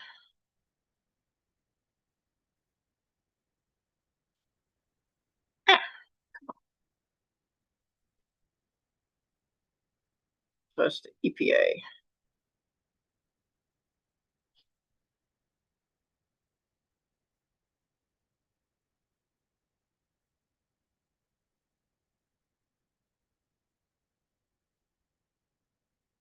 was in the first paragraph. Actually. There it is. Yeah, regulatory purposes, use of HPC monitoring. It actually is CFU, colony formula units per mil. Right. See if you per mil, not MF. What's for the heterotropic? 500. 500 CFU. Yeah, it didn't say anything about it. Right. Right? Yes. Oh, is it a CFU that? Yeah, it is CFU.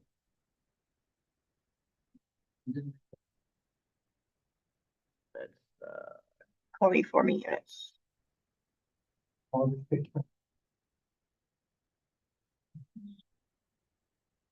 We're also all very tired. I mean, yes. For to repeat. You know about. My gut feeling is it's probably not. Right. Let's see, where are we at?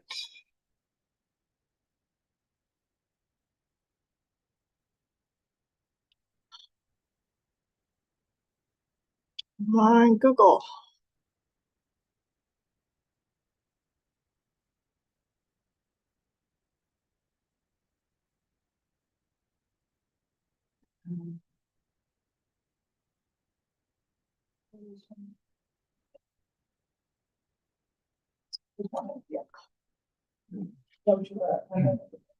Yeah. 1 mpm for 100 ml.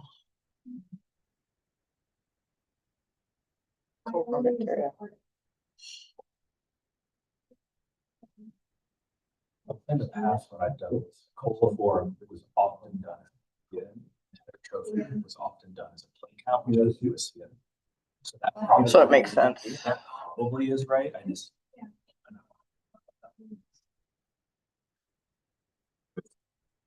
It has to do with growing coliforms. It's actually used to create a certain crop, but by doing so, you have to.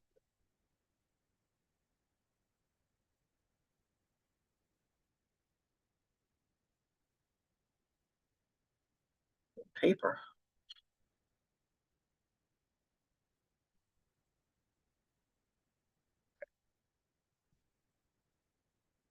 What did it call form bacteria?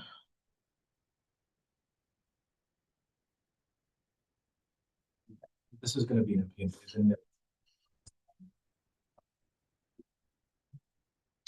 Fermentation tubes.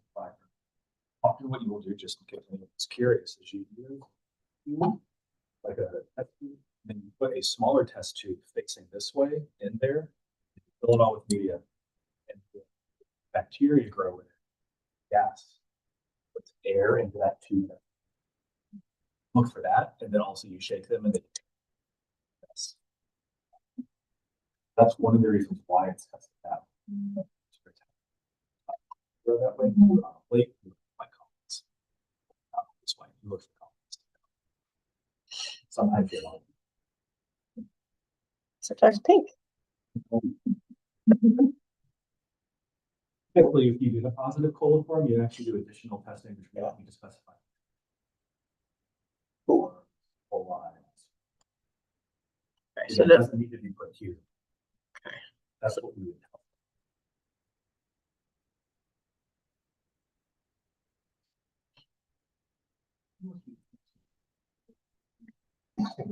I know, right? All right, so this makes sense to you now. All right.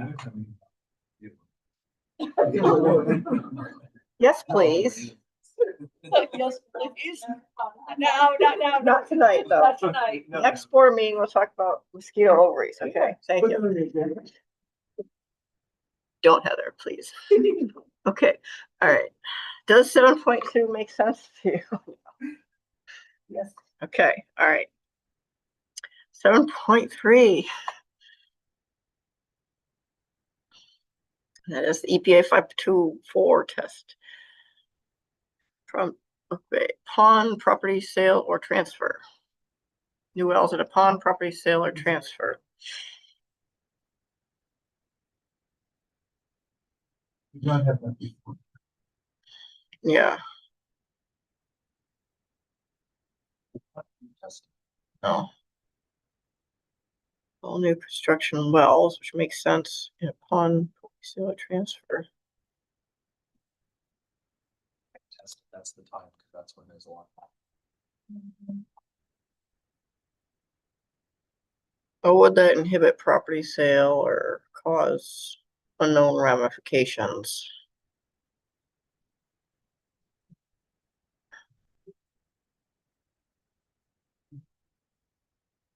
Was chemical testing, well, we do it by part. That's Yeah.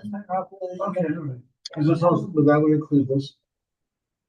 That's a good question. Is that? No, it's under this, this is when you have property transfer. You want to do keep us again for property That's, we had decided that. That's what I thought. It's not Yeah. in there. It's missing. I just Yeah, thought we it- decided upon property transfer. It's Right. down here, keep reading, Oh, keep reading, keep reading, keep reading, keep reading.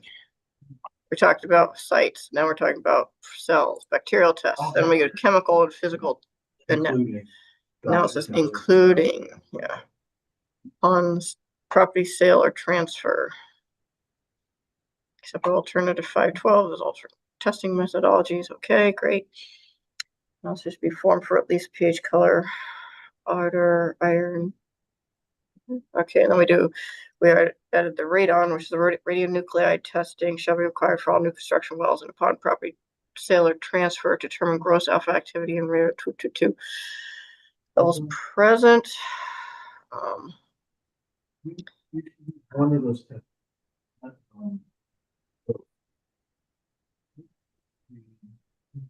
So you either want alpha activity or radon, or you want them both? Oh, I'm sorry. you're jumping ahead. No, Or we have one with radon and alpha activity.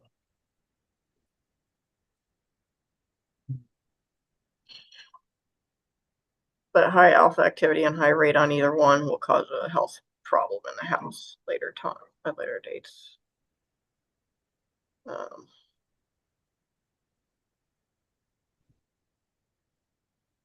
Is it and or is it?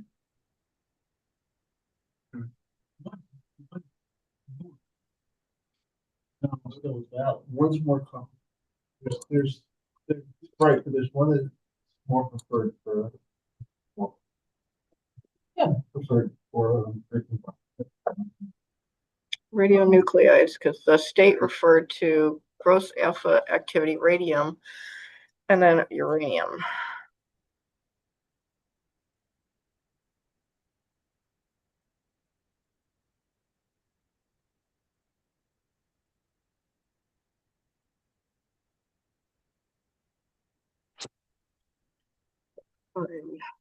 Radon.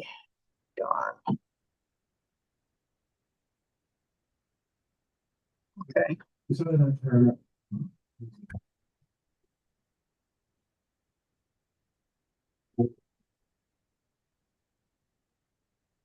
All right, so we're good with radionuclide testing. All right. Yeah. Do we need a test for uranium?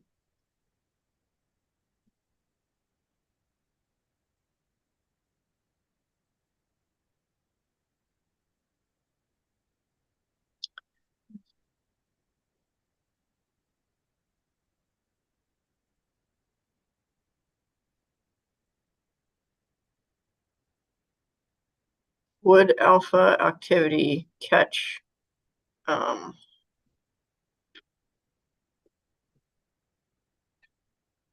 gamma or is it alpha?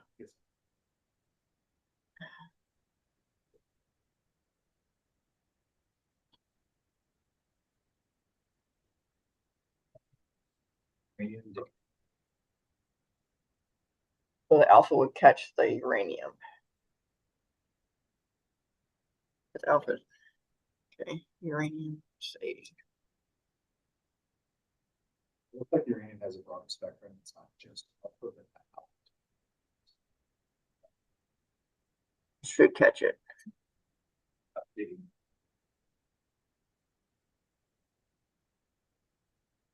Probably is. Somehow Sept.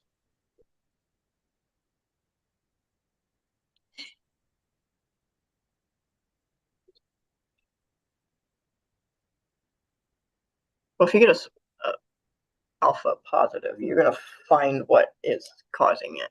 My gut feeling. And that's probably why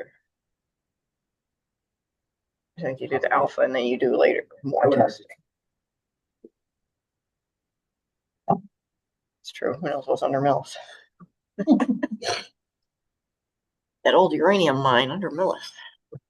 Maybe we could just, Glenn, have you seen other towns specify uranium? So the testing for that, from my understanding, there were only this is back when I was doing this, that there was only a few places that were actually doing the testing, and the test had to be sent away, to some other state to get that testing done.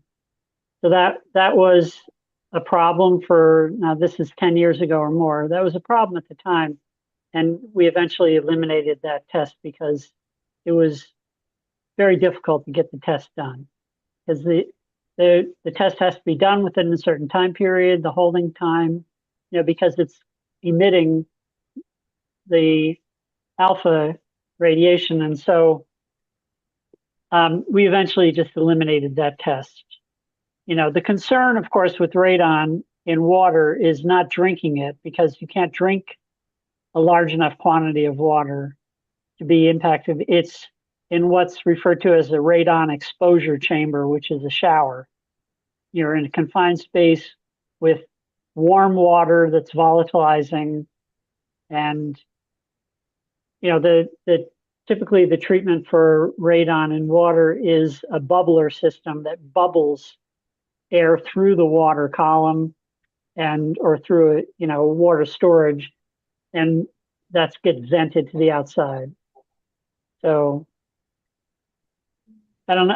I can't tell you what the latest is on the availability of the testing for that in local labs. I'm not aware of that right now.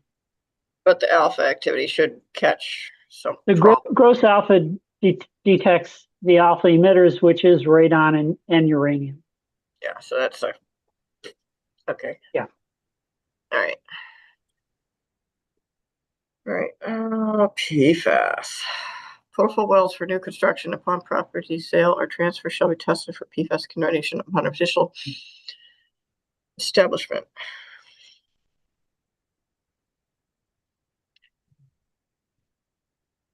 Well, should meet the STP.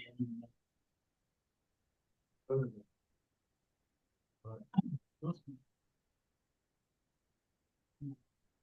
I'll tell you, 537. Yeah, 537.1 millimeter. I mean, two, but 533 is more comprehensive, more complete. You want me to take out 537.1? But I'm just looking at 33.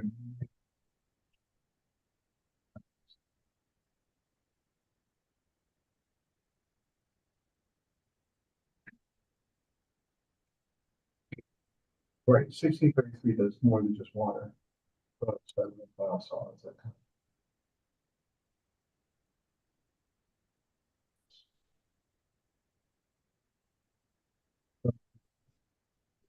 of. I'm gonna be 533. Yes, I think so. Just 533, not 1633. Well, 1633 is It's more inclusive. So. 1633 is going to be better. Yeah.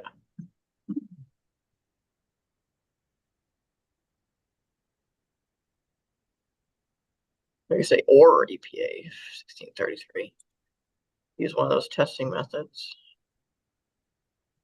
And or EPA 1633.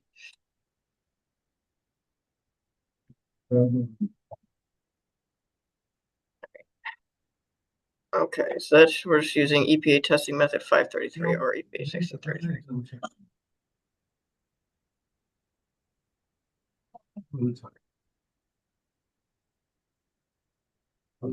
We're gonna get to this track, we'll be over here. Oh my God. What are you doing? What are you doing? 1633. Oh wait, that's the wrong, that's not Mass DP. Oh, okay, right. Come on, stop jumping up there.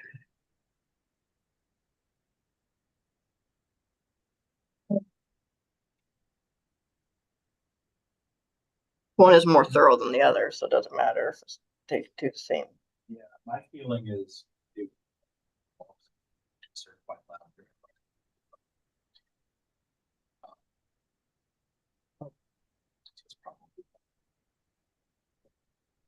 What I'm thinking of is like, what happens, like you said, if they disregard one of them or there's a new one, you have to change things. I kind of like that. Even putting using the appropriate technology such as.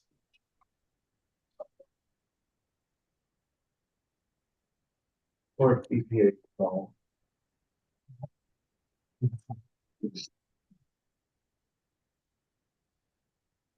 Since this is such a, this methodology is in flux, I could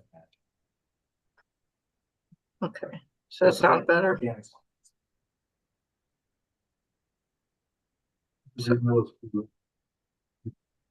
Here.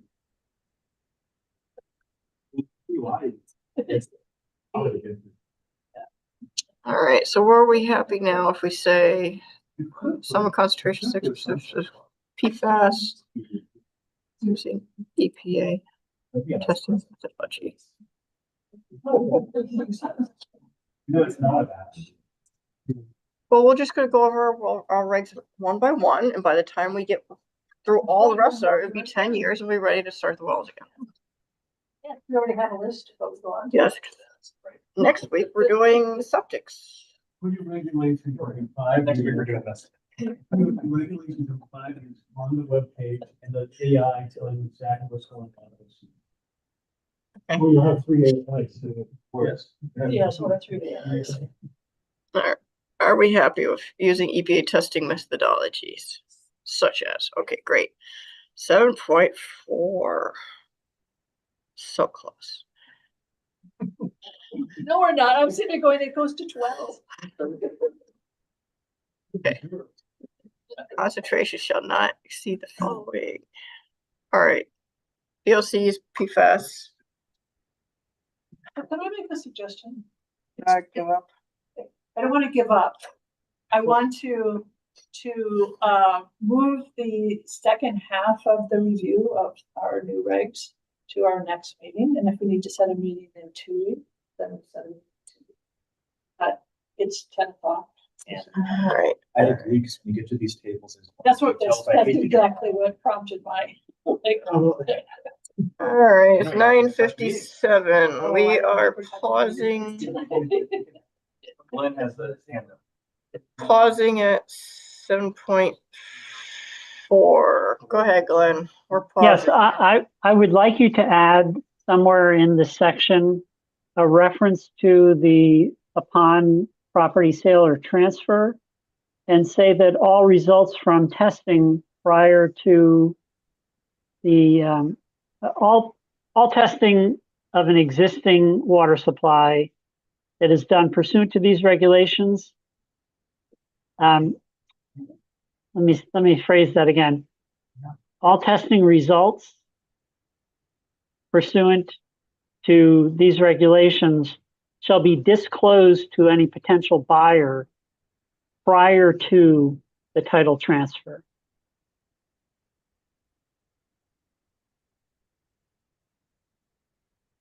So it shall be disclosed to any potential buyer prior to the time of transfer of the title. Because it's great to require that the water be tested, but it's really important that the results of that be disclosed to the buyer.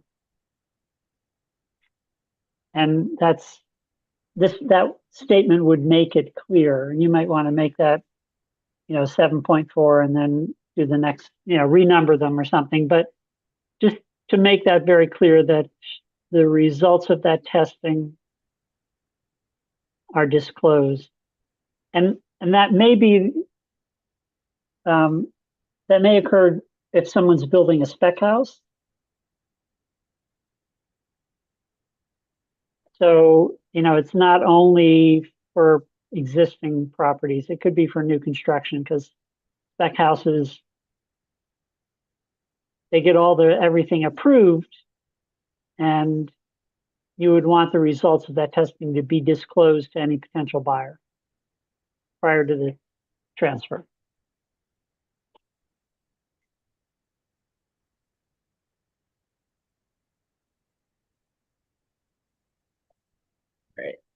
And that makes it clear, and then it's enforceable. If that, if the real estate agents aren't following through on that, then you have something you can point to in the regulations that you can then enforce. They didn't do the disclosure part. So, and one more thing, if you're continuing your meeting to October, would that be your next meeting? Probably. We have been told that the SME program is abruptly ending at the end of September. Yeah, I read that, but so that's. I have no details about that. I've just been told finish everything up before the end of September. So I wouldn't be able to join you at your next meeting. I just wanted you to know that. Is that the uniform for all the experts? Say that again? Is that for all subject matter experts?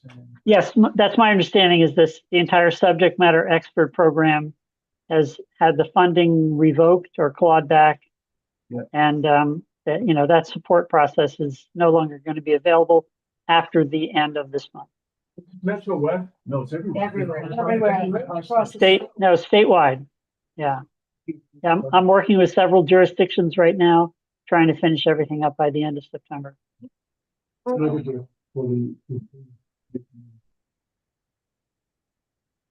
along with the trending? Glenn, we're really sorry about it. You're very good. We want to make another meeting in September.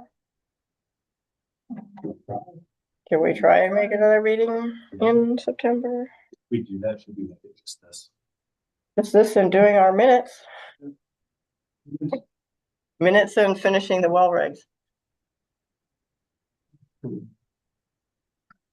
Yeah, if you want to try to meet in 2 weeks or, another Monday, I would be available for that.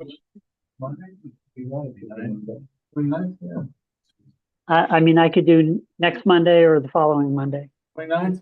22nd or 29th? 22nd or the 29th Monday would be fine, if that's your typical meeting night. 29th Mhm. as well. I know 29th? close. All right, let's do well regs or finish well regs on the 29th.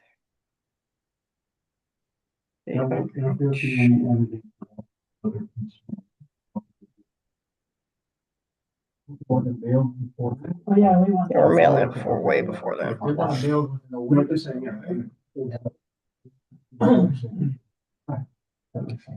right, so we'll do Board of Health meeting on Monday, September 29th at 6 p.m. Okay, I'll put that in my calendar. Thank you. No, thank you. But you're losing your funding. Yeah. That's not a. Well, I'm really upset that this support program for the PHE is, I'm not sure why the funding is being eliminated, but it doesn't feel good to me. And I've also heard the same thing about the metric, statewide Board of Health software program that is also, I don't know if it's coming to an end, but it's certainly being scaled back, and that's very disappointing for me as well. So we'll find out more. Yeah, we'll find out more probably in the near future, but that's what I've been told is that those two programs are having the funding cut. Yeah. But I just quickly want to say that, I got on the meeting. I thought, no need to apologize. I thought that the agenda item would start at 7, but I waited, and I'm not at all criticizing the way I actually enjoyed following the meeting. But I've been to hundreds of Board of Health meetings, literally hundreds of them, because I typically work for 8 boards at the same time, and I went to all their monthly meetings, in some cases every 2 weeks. And I was very impressed by the way you were very thoughtful and deliberative throughout that entire discussion. I understand it's a very complex situation, but you, I thought, did a really great job. based on my experience of dealing with many boards of health over many years. So I very much appreciate the work that you do and the level of, positive interaction that you all have among the board members and with the public as well. So I just wanted to say that's my observation. Thank you. Thank you. Yeah, thank you. Really appreciate it. We have a lot of confidence. We know in that- sort of doing our thing. Saved. This is one saved too. Well, we'll be in touch with you obviously before the end of the month and before you disappear into the western, the wilds of the Berkshires or wherever you are. Yeah. All right. Well, we'll see you in 2 weeks. Great. Oh, thanks. Thank you so much. Okay. All right. Thanks. Good night. Good night. He's out in the Berkshires somewhere. Oh, nice. Cheers. I like this place. Metro West. Right. And he said, last time we talked, he said, oh. Thanks to the state. Want this poll? It says RGE. So at the very end, I put poll, Right. and then the other one, and they're identical except for, yeah, there's the RGE one. How do you want to sign these later on this week or what have you? Yes, Yeah. it should get out. Yeah. I don't want to spend another month. Well, then they'll yell at us again. Not yet. Right. Yes, let's close the meeting. Second, let me just get this. We move the nurse's report and the director's report also to this next meeting. Okay, we are going to,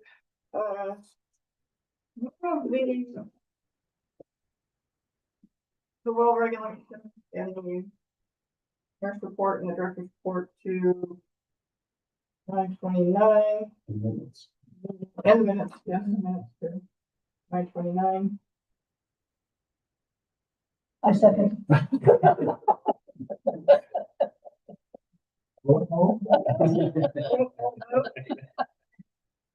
Okay, yes. Okay, all right, all in favor, Aye. all right, we're going to adjourn Yeah, you're doing that thing. adjourn the board of health meeting, Brain is shutting down. 10:07 PM, all in favor? Aye. It's just 10:09. All right, everyone. Have a good 2 weeks.